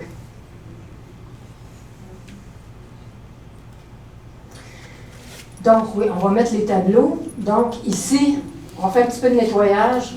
Encore là, c'est inclus. On a enlevé les chiffres bleus au bout de 30 ans. Les chiffres bleus qui apparaissent ici, c'est la comparaison avec les taxes de phase 1. Si on va avec basse pression, là, parce qu'il fallait en prendre un, à un moment donné, pour mettre trop de chiffres. Là. Donc, ça, c'est l'augmentation de taxes. C'est juste pour vous donner un niveau de comparaison. Voyez-vous, quand on choisit n'importe quelle solution, phase 1 va toujours être moins cher. C'est comme ça, c'est la vie. Alors, on a tous chacun nos préoccupations. Il y a une chose sur laquelle à peu près tout le monde s'entend, c'est qu'il y a une espèce d'inégalité entre phase 1 et phase 2. Mais c'est un état de fait. Ça ne changera pas. Il faut apprendre à vivre avec. C'est une décision qui appartient à d'autres époques. On ne peut pas revenir en arrière. Fait que là, on se dit, essayons de faire le mieux avec ce qu'on a. Ça, c'est quelque chose qu'on ne peut pas changer. Alors, j'attire votre attention aussi au fait que, c'est sûr que là, il y a 20 000 $ d'inclus en installation sanitaire, là, mais la phase 3 est plus chère que la phase 2. Et la solution 3 est plus chère que la solution 2. Donc, alors qu'avec la solution 2, on a quand même un réseau municipal. Là.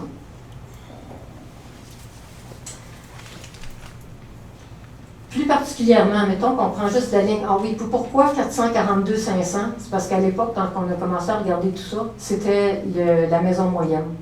Le prix, l'évaluation moyenne de la phase 2, c'est 42 500. L'évaluation médian, c'est 350 000. Ça veut dire que dans la phase 2, il y a la moitié des maisons qui ont une évaluation en bas de 350 000, puis il y a la moitié des maisons qui ont une évaluation plus haute que 350 000. Alors, prenons l'exemple de la maison moyenne. Bien, vous avez ici la différence entre ce qui est payé actuellement et ce qui serait payé avec la solution 1, c'est 5 000 $ de plus. La solution 2, 2 200 $ par année. Et la solution 3, 2 700 $. Donc, il y a une différence, de grosso modo, de 3 000 $ par année entre la solution 2 et la solution 3.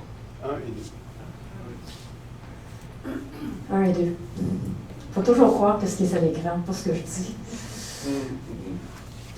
Alors, c'est ça. Donc, on passe aux prochaines étapes. Le calendrier des étapes.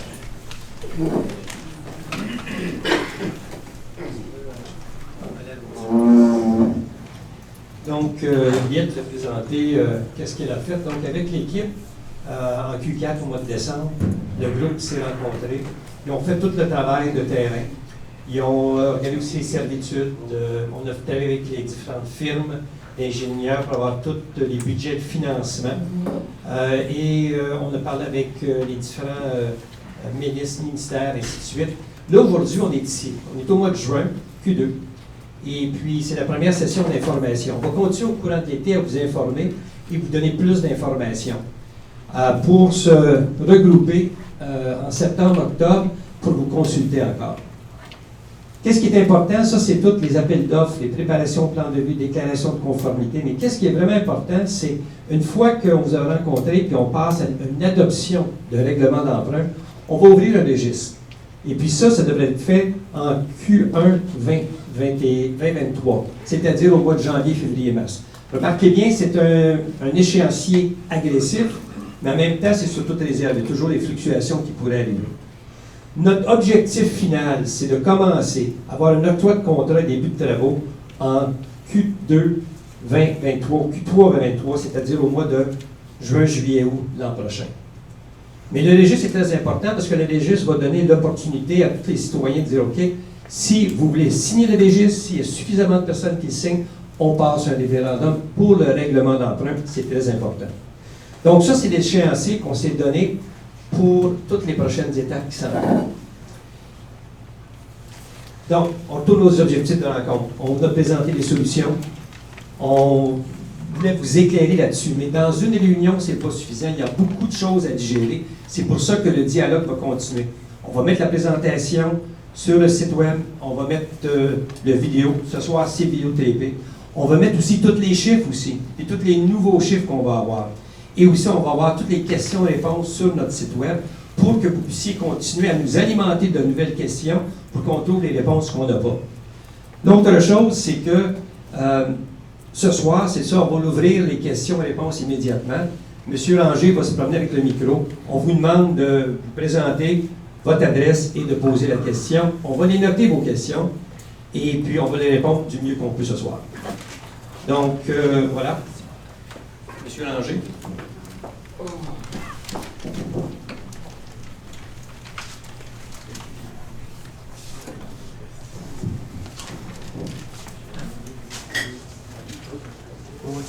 Ouais. C'est pas M. Langer parti aux toilettes, peut-être? Bon, ben, je vais parler assez fort. Vas-y, Charles Bossier, 119 Asselin. Vous avez parlé à cette étape 3 de subventions provinciales, 20 millions d'années. Avez-vous demandé des subventions fédérales? On a rencontré, oui. En fait, au début de notre mandat, on a rencontré vraiment les deux paliers de gouvernement. Ce qu'on s'est fait dire, entre autres, c'est que le fédéral donne... les municipalités sont un champ de compétences provinciales. Donc, le fédéral est très, très réticent à donner de l'argent directement aux municipalités. Alors là, mais il donne de l'argent au provincial qui, lui, le distribue aux municipalités. Donc là, on essaie quand même d'utiliser le volet plus environnement, pas municipal, pour ne pas les importuner, pour qu'ils se sentent légitimés de nous donner de l'argent. Donc, on continue à travailler là-dessus. Du côté provincial, on s'est rendu compte que le programme de subvention régulier, les critères ont changé. Donc, pour les municipalités qui ont moins de 6 500 de population, ils sont capables de jouer un peu plus avec les critères. Entre autres, les critères de hémisphère, là, les C, les B, ça, ils tiennent plus compte de ça, ils tiennent compte de l'ensemble des portes à subventionner, à couvrir avec le système d'égout et d'aqueduc, ça c'est important. Et aussi, dans le programme initial, il donnait 2/3 de subvention. Donc, il calcule à peu près 72 000 par porte, il donne 2/3, donc il disait chaque porte, il reste 24 000, c'est le chiffre qui était montré là. Mais là, pour, encore là, les plus petites municipalités, ils sont prêts à monter ce pourcentage-là, à monter à 75 % et même à 85 %. Donc, s'ils montaient à 75 %, c'est là qu'on arrive à 4 millions. S'ils montent à 85 %, ça voudrait dire 6 millions pour nous. Donc, d'où le portrait de la ville qu'on est allé chercher pour leur dire, nous autres, je pense qu'on rentrerait dans la catégorie qui mérite le 85 % de subvention. Puis là, ça voudrait dire un 6 millions de plus. Ben, tu sais, 6 millions sur 20 millions, c'est quand même un tiers de plus. Tu sais, c'est pas rien, là. Ça va venir diminuer autant la solution 1 que la solution 2. La solution 3, elle ne bougera pas parce que ça ne rentre pas. C'est des critères pour l'aqueduc, les autres, qui n'ont pas changé. Fait qu'on en est là, au niveau des gouvernements. Oui, puis en plus, le 30 juin, je rencontre notre députée fédérale, Mme Greta Shanahan, justement pour lui parler de est-ce qu'il y a d'autres subventions, peut-être fédérales, qu'on pourrait aller chercher. Ils ont des budgets pour l'eau, pour les Amérindiens. Ils ont un budget de 2 milliards. Peut-être qu'on pourrait avoir quelques millions. Tu sais, est-ce qu'il y a d'autres choses qu'on pourrait aller chercher du fédéral? Donc, j'ai ma rencontre avec elle pour explorer d'autres sources de financement.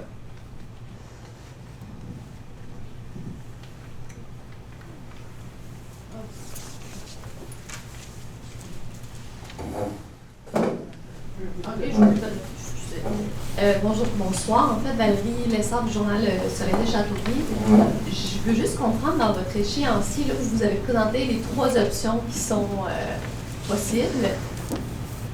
Quand la ville, où vous allez continuer de consulter les citoyens, j'imagine que vous allez essayer de vous entendre avec eux, mais vous l'avez dit, c'est pas tout le monde qui vont peut-être avoir le même souhait, là, que ce soit la solution 1, 2 ou 3. Comment vous allez faire pour décider vers quoi vous allez aller à Un peu comme il a été mentionné, l'automne prochain, on va rencontrer à nouveau les citoyens. Ce qu'on ne veut pas, c'est décider tout de suite, parce qu'on a fait du chemin. Nous, on s'est rendu compte qu'on a cheminé vers les 3 solutions, ça nous a pris 6-7 mois. Là. Puis là, on vous passe toute l'information, qu'on vous demande de faire le même chemin en 1 heure. Donc, on dit, pensez-y, réfléchissez-y, puis on va se revoir, on va répondre à toutes vos questions, vos préoccupations durant l'été, puis on va s'en reparler cet automne. Ça, c'est un peu notre façon de progresser là-dedans. On va voir cet automne. On est encore à songer, à discuter entre nous, qu'est-ce qu'on va faire l'automne prochain pour essayer d'aller prendre le pouls auprès de nos citoyens avant d'arriver à un règlement d'emprunt au mois de janvier. Parce que le règlement d'emprunt sera en fonction de la solution qui sera... Tout à fait. Tout à fait. Puis en même temps, ça nous donne plus de chances pour aller chercher d'autres fonds. Donc, d'autres opportunités pour rencontrer justement notre député fédéral, provincial, ainsi de suite. Y a-t-il d'autres argent qu'on pourrait aller chercher? D'ici là, vous voulez dire? Oui, exactement. D'ici l'automne. Mais est-ce que l'option d'un référendum, pas lié nécessairement là, au règlement d'emprunt, mais juste sur la question, là, sur les options... Ça va être une consultation publique à l'automne, évidemment. Oui. Mais les citoyens vont avoir plus d'informations. Parce que, comme il a dit, on a présenté ça dans 1 heure. Mais quand vous allez voir l'autre information, vous allez pouvoir le digérer, vous poser plus de questions. Puis à ce moment-là, on va pouvoir vous revenir en automne pour dire, OK, qu'est-ce que vous en pensez? Quelle est la meilleure solution? Nous, en tant qu'élus, on a un code d'éthique qu'il faut choisir la meilleure solution, la meilleure qualité au meilleur prix. Actuellement, c'est difficile de dire on va graviter à 100%. On a vu les coûts qui sont énormes. Est-ce que basse pression, c'est la solution? Est-ce que c'est la solution 3? Il faut considérer, comme il a dit, toutes les solutions. Et l'été, ça va être une période de réflexion. Gérald? Bon, je peux parler assez fort aussi, c'est pas grave. Okay. Juan Lam, au 743, chemin Lac-Saint-Louis. J'ai 2 questions qui concernent là-dessus.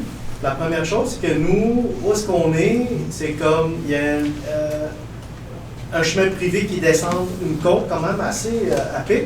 Et puis à peu près 5 résidences dans le fond. 743, 737, 741 et un petit peu vers le milieu, 727. Mais sauf que cette pente-là, est-ce que dans le cas, mettons, la phase de la basse pression, est-ce que la pompe est assez forte pour envoyer ça jusqu'en haut? Riette va répondre, mais oui.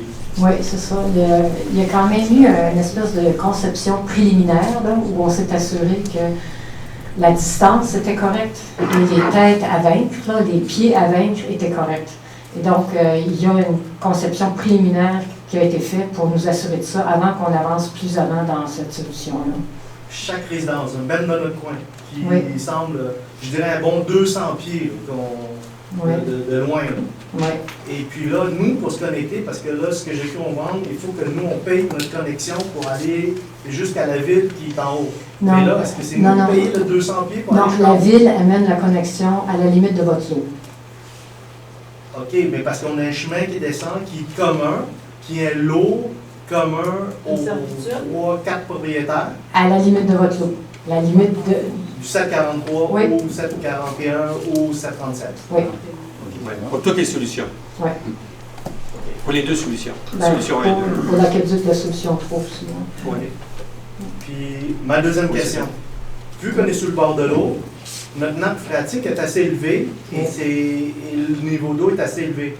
À 6 pieds de profond, à 6 pieds de profond, 1,8 mètres, on est pas mal les 2 pieds dans l'eau. Là, je veux savoir, est-ce que votre pompe, la sonde pompe, quand il baigne dans l'eau, est-ce que c'est efficace? En fait, elle n'est pas supposée de baigner dans l'eau. C'est des systèmes étanches, là, justement pour pas pomper le lac. C'est des systèmes qui sont faits comme ça. C'est une station de pompage. Il faut juste penser à une pompe, c'est une station. C'est un réservoir. Il est scellé autant que votre tank septique actuellement. Avez-vous une fosse septique? Présentement? Oui. Pas sûr. Oui. Mais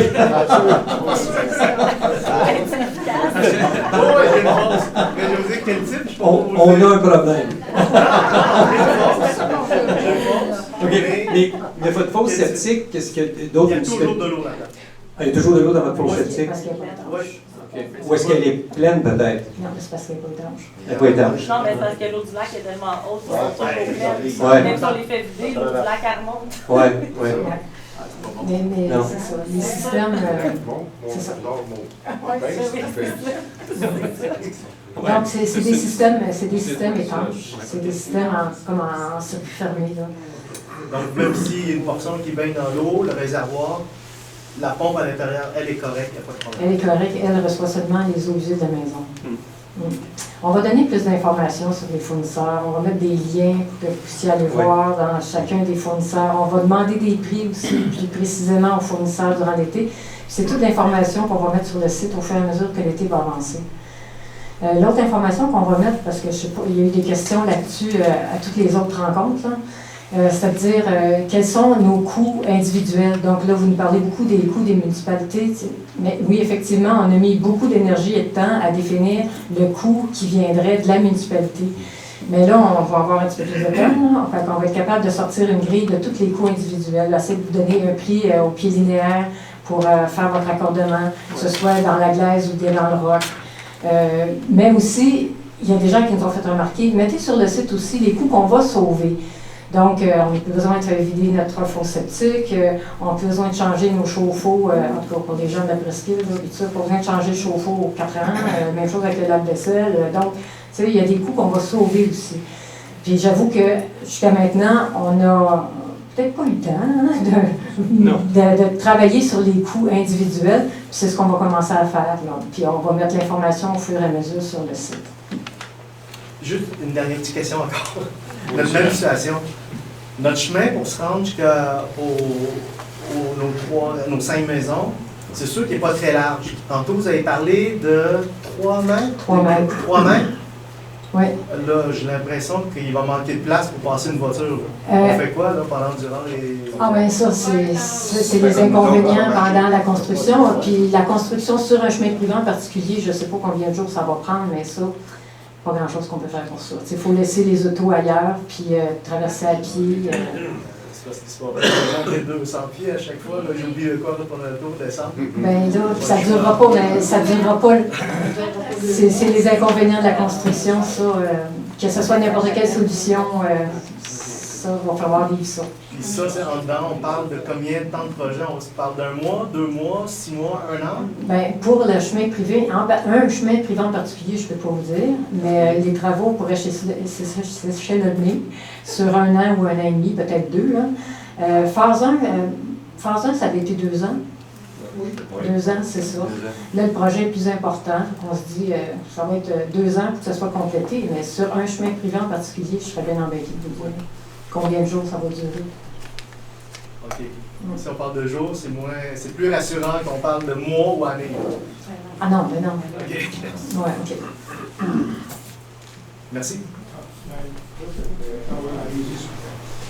Je n'ai pas besoin de micro. Mon nom est Félix Bélanger, je suis au 305 chemin du Lac-Saint-Louis. L'option 3, on parle de mise aux normes des égouts. Est-ce qu'on ne peut pas parler de mise aux normes d'un puits artésien avec un adoucisseur d'eau? Parce qu'on sait qu'il y a des gens, leur problème, c'est qu'ils collectent de l'eau de surface pour alimenter leur maison. Alors, on ne peut pas réfléchir à ça? C'est pas une bonne option? On a réfléchi à ça. Oui. Et? C'est pas une bonne option. OK. C'est une option qui serait difficile à implanter. Exact. Parce que c'est des frais qui sont individuels, c'est des responsabilités individuelles par rapport à l'eau potable qui devient trop importante. Donc, parce que si les gens avaient pu le faire, je pense que depuis une dizaine d'années, depuis 40 ans, ils l'auraient fait. Donc, c'est peut-être parce qu'ils ont besoin de la communauté. Il y a 40 ans, ils ont aussi refusé les égouts de l'aqueduc. Oui. Ouais. Donc, c'est pas une bonne raison pour moi. Je comprends. Dans une réunion précédente, il y a une dame qui venait de faire son puits, un puits très profond, puis même malgré ça, elle n'a jamais trouvé de l'eau de qualité intéressante. Quand tu vas en surface, tu risques d'avoir des coliformes, puis en profondeur de l'Érie, c'est du manganèse. Donc, veux pas, tu vas toujours avoir besoin d'un système assez sophistiqué, donc le tout, ça peut être des coûts assez importants. Okay. Surtout si tu veux avoir, si vous voulez avoir l'ensemble de la maison qui a une eau correcte. Si on a un système juste pour avoir de l'eau potable sur un robinet, c'est une chose. Là, il y a des cartouches, toutes sortes de systèmes qui peuvent se mettre en place. Mais quand on veut que l'ensemble de l'eau utilisée dans la maison soit à une qualité correcte, et là, tu te retrouves avec une usine de filtration dans ton sous-sol, dans certains cas. Et on n'a pas parlé, dans l'option 1 ou 2, de bornes à incendie. Est-ce qu'il y en a des questions? Oui, les bornes d'incendie vont être installées dans chacune des solutions. OK. Oui. Et un dernier point que je soulève, vous avez parlé de quelque chose de très, très important pour l'option 1. Je vous en parlerai avec les ingénieurs parce que j'ai entendu le mot argile. Il y a des gens dont les maisons sont sur des sols argileux. C'est un problème. Moi, j'ai été entrepreneur général dans la construction longtemps sur le plateau Mont-Royal quand ils ont... Dynamité. Quand ils ont creusé pour enfouir le réseau électrique dans les conduits, c'est un peu le dessin que vous avez présenté. Ce que ça a créé, c'est que ça a attiré l'eau des sols, le ruissellement justement vers ces fosses-là. Ça a asséché les sols et là, les maisons se sont mises à bouger. Juste prendre une note là-dessus, voir si c'est le genre de problème auquel on peut être confronté avec l'option. Oui, tout à fait. Tout à fait, merci. Merci pour la conseil. Question, je pense, monsieur. Michel Sainte-Marie, 1151, chemin du lac. C'est un peu comme concitoyen ici, situation similaire. Mais je suis curieux de savoir, prochaine rencontre, quand on va se rassembler en automne, est-ce que ça va être possible d'avoir, je sais que c'est beaucoup de travail pour vous, mais est-ce qu'on peut avoir un millier de gens de coûts pour nous autres pour se raccorder? Oui, oui. Mais c'est sûr qu'on travaille. Plusieurs questions ont été posées, comme vous, puis on ne les a pas ce soir.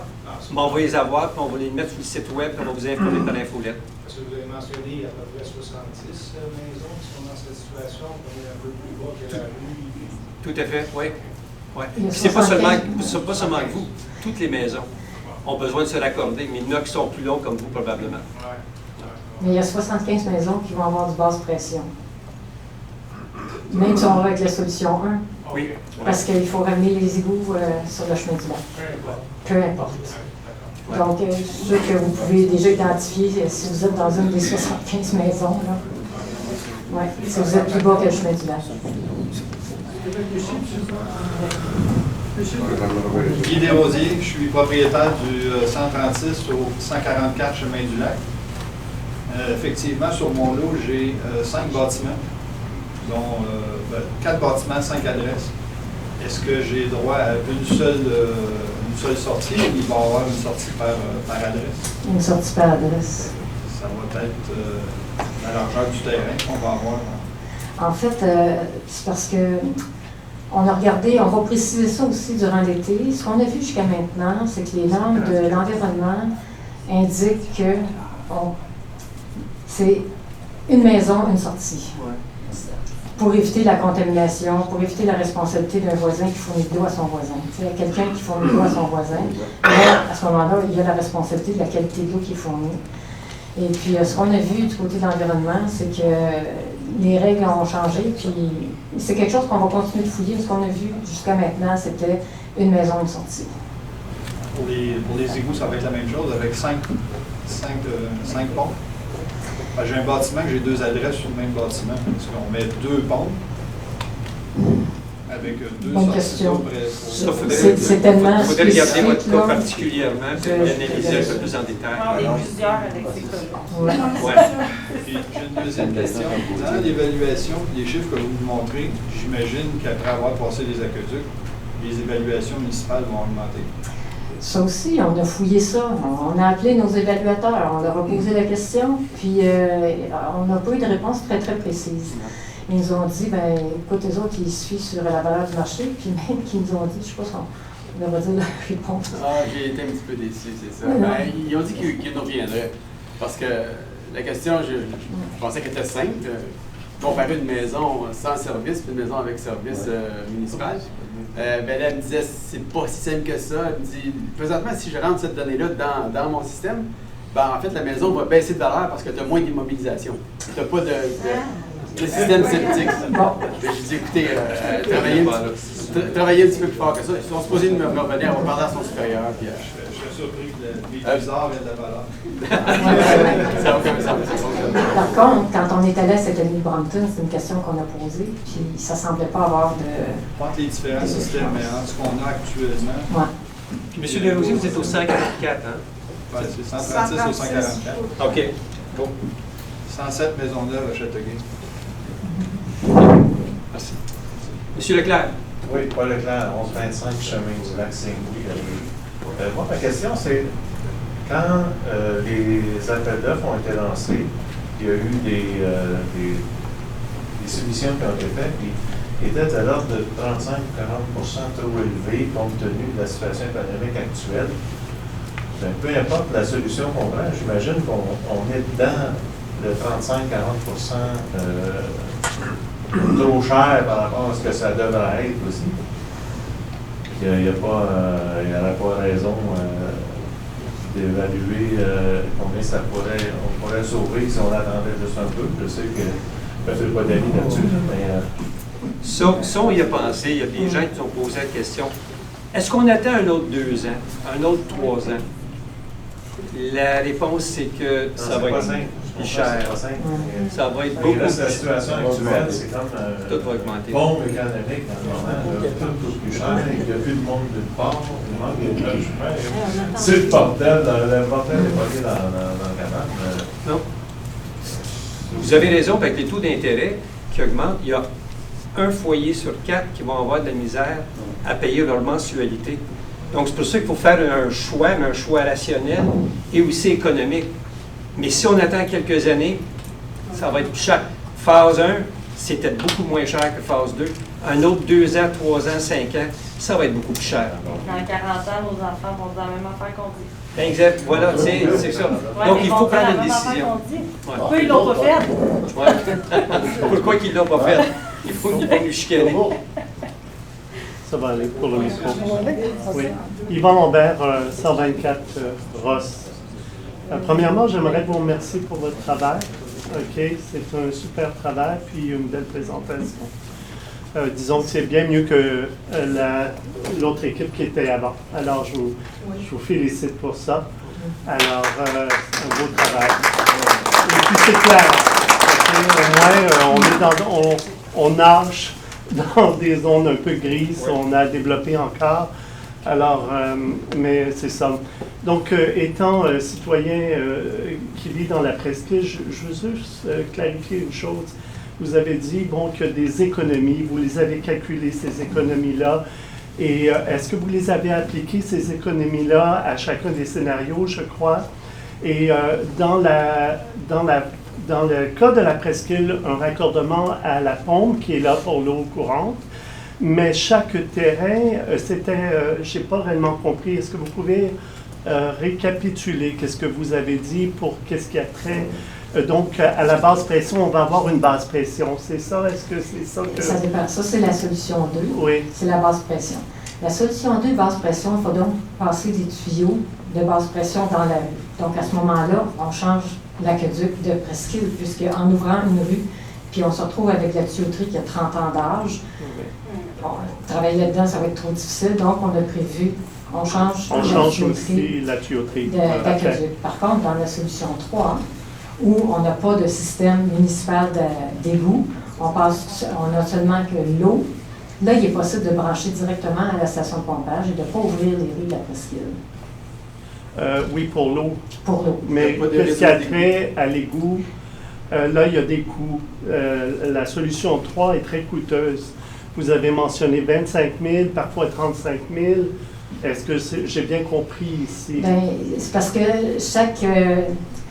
chaque maison a une réalité différente pour mettre ses installations septiques aux normes. On comprend. Donc, pour la solution 3, bien qu'on branche directement la presqu'île au poste de surpression, on se retrouve quand même avec une ligne du bas là, qui est plus importante que la solution 2.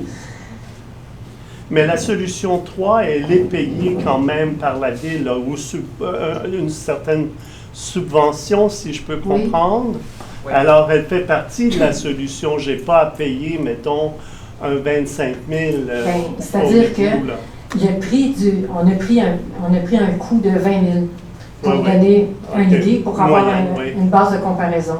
Donc, ce 20 000-là, il apparaît dans les taxes ici, si vous le financez sur 20 ans avec la ville. Okay. Ça, c'est inclus. Donc, ça pourrait être une solution pour la presqu'île d'être dans une solution 3. Oui, ça pourrait être... Oui, comme le restant de la ville. OK. Mais on ne fera pas des solutions différentes pour les parties de ville. Non, vous n'allez pas envisager ça parce que vous en avez parlé, que Brompton avait certaines... trois types, là. Oui, okay. C'est vrai. Et on y a pensé parce que, comme je vous ai dit, l'eau de la presqu'île descend par gravité jusqu'à un poste P7.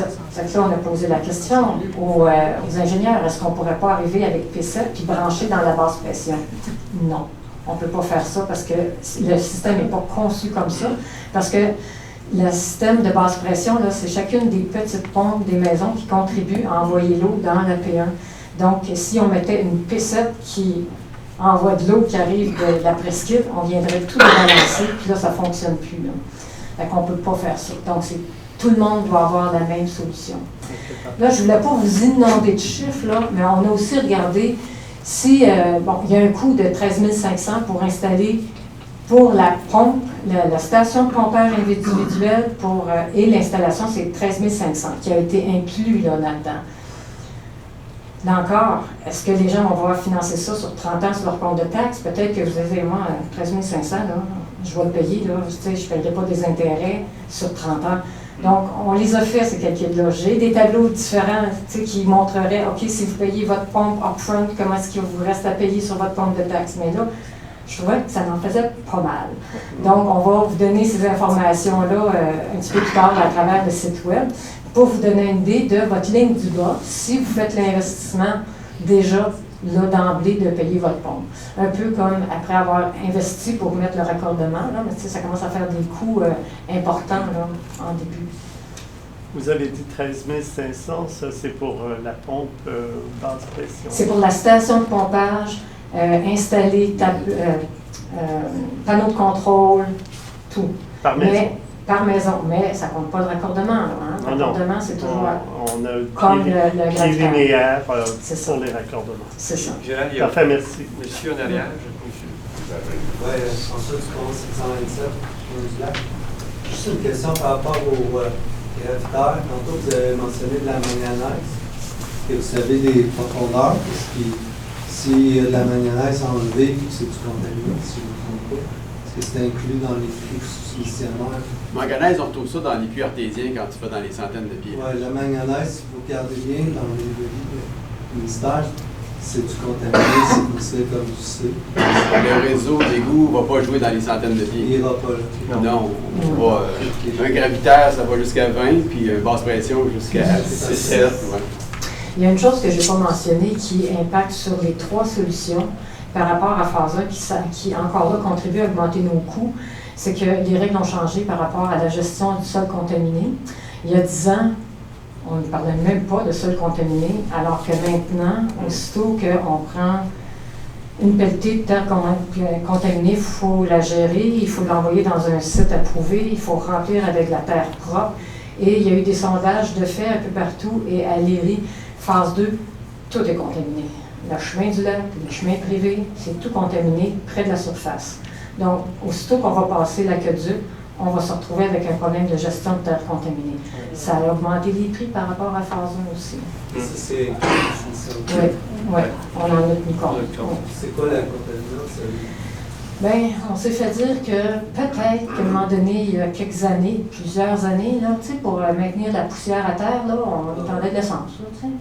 Oui, c'est ça. C'est ça qu'on faisait, ça. On mettait de l'huile, c'est ça. On mettait de l'huile à chauffage, d'ancienne huile à chauffage. C'est ça.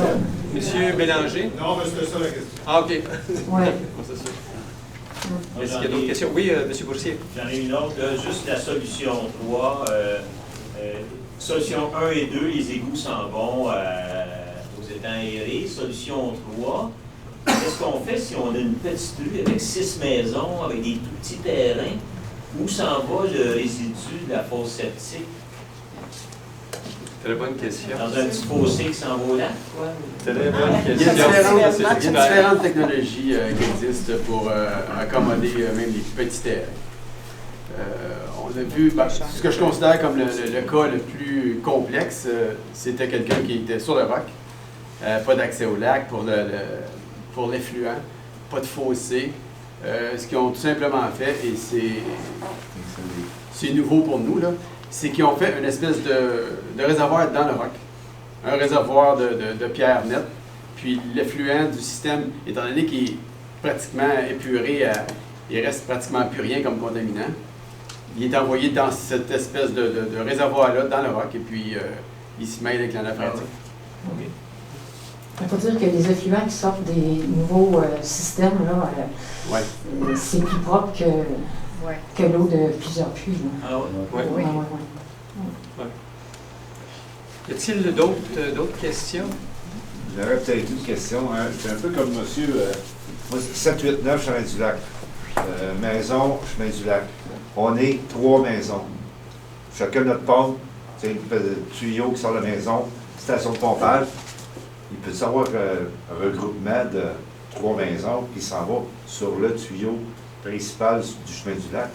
Tu sais, tu vas-tu faire 3 tranchées, une à côté de l'autre pour les 3 maisons qui sont à 200 pieds? À peu près comme votre gars. On ne va pas 3 tuyaux à 10 000 chaque.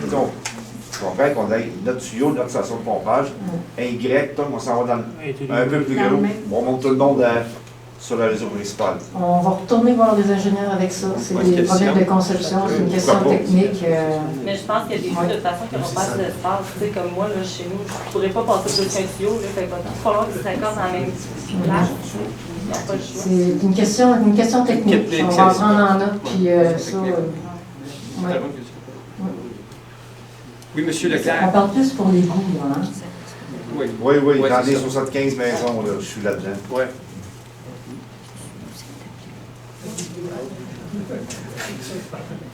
Toujours Paul Leclerc, 1125, je me disais Saint-Louis. Je regardais les plans tantôt dans votre présentation, puis on parlait toujours de pompe pour remonter ça aux étangs aérés déjà existants. Je me dis, le chemin nous envoie par l'autre bord. Qu'est-ce qu'on a à se battre pour monter ça en haut? Pourquoi on ne fait pas des étangs aérés en bas? D'après moi, ça coûterait moins cher, à 400 000 $. On a eu cette question-là. On l'a examinée, Liette. Bien, en fait, il y a deux choses.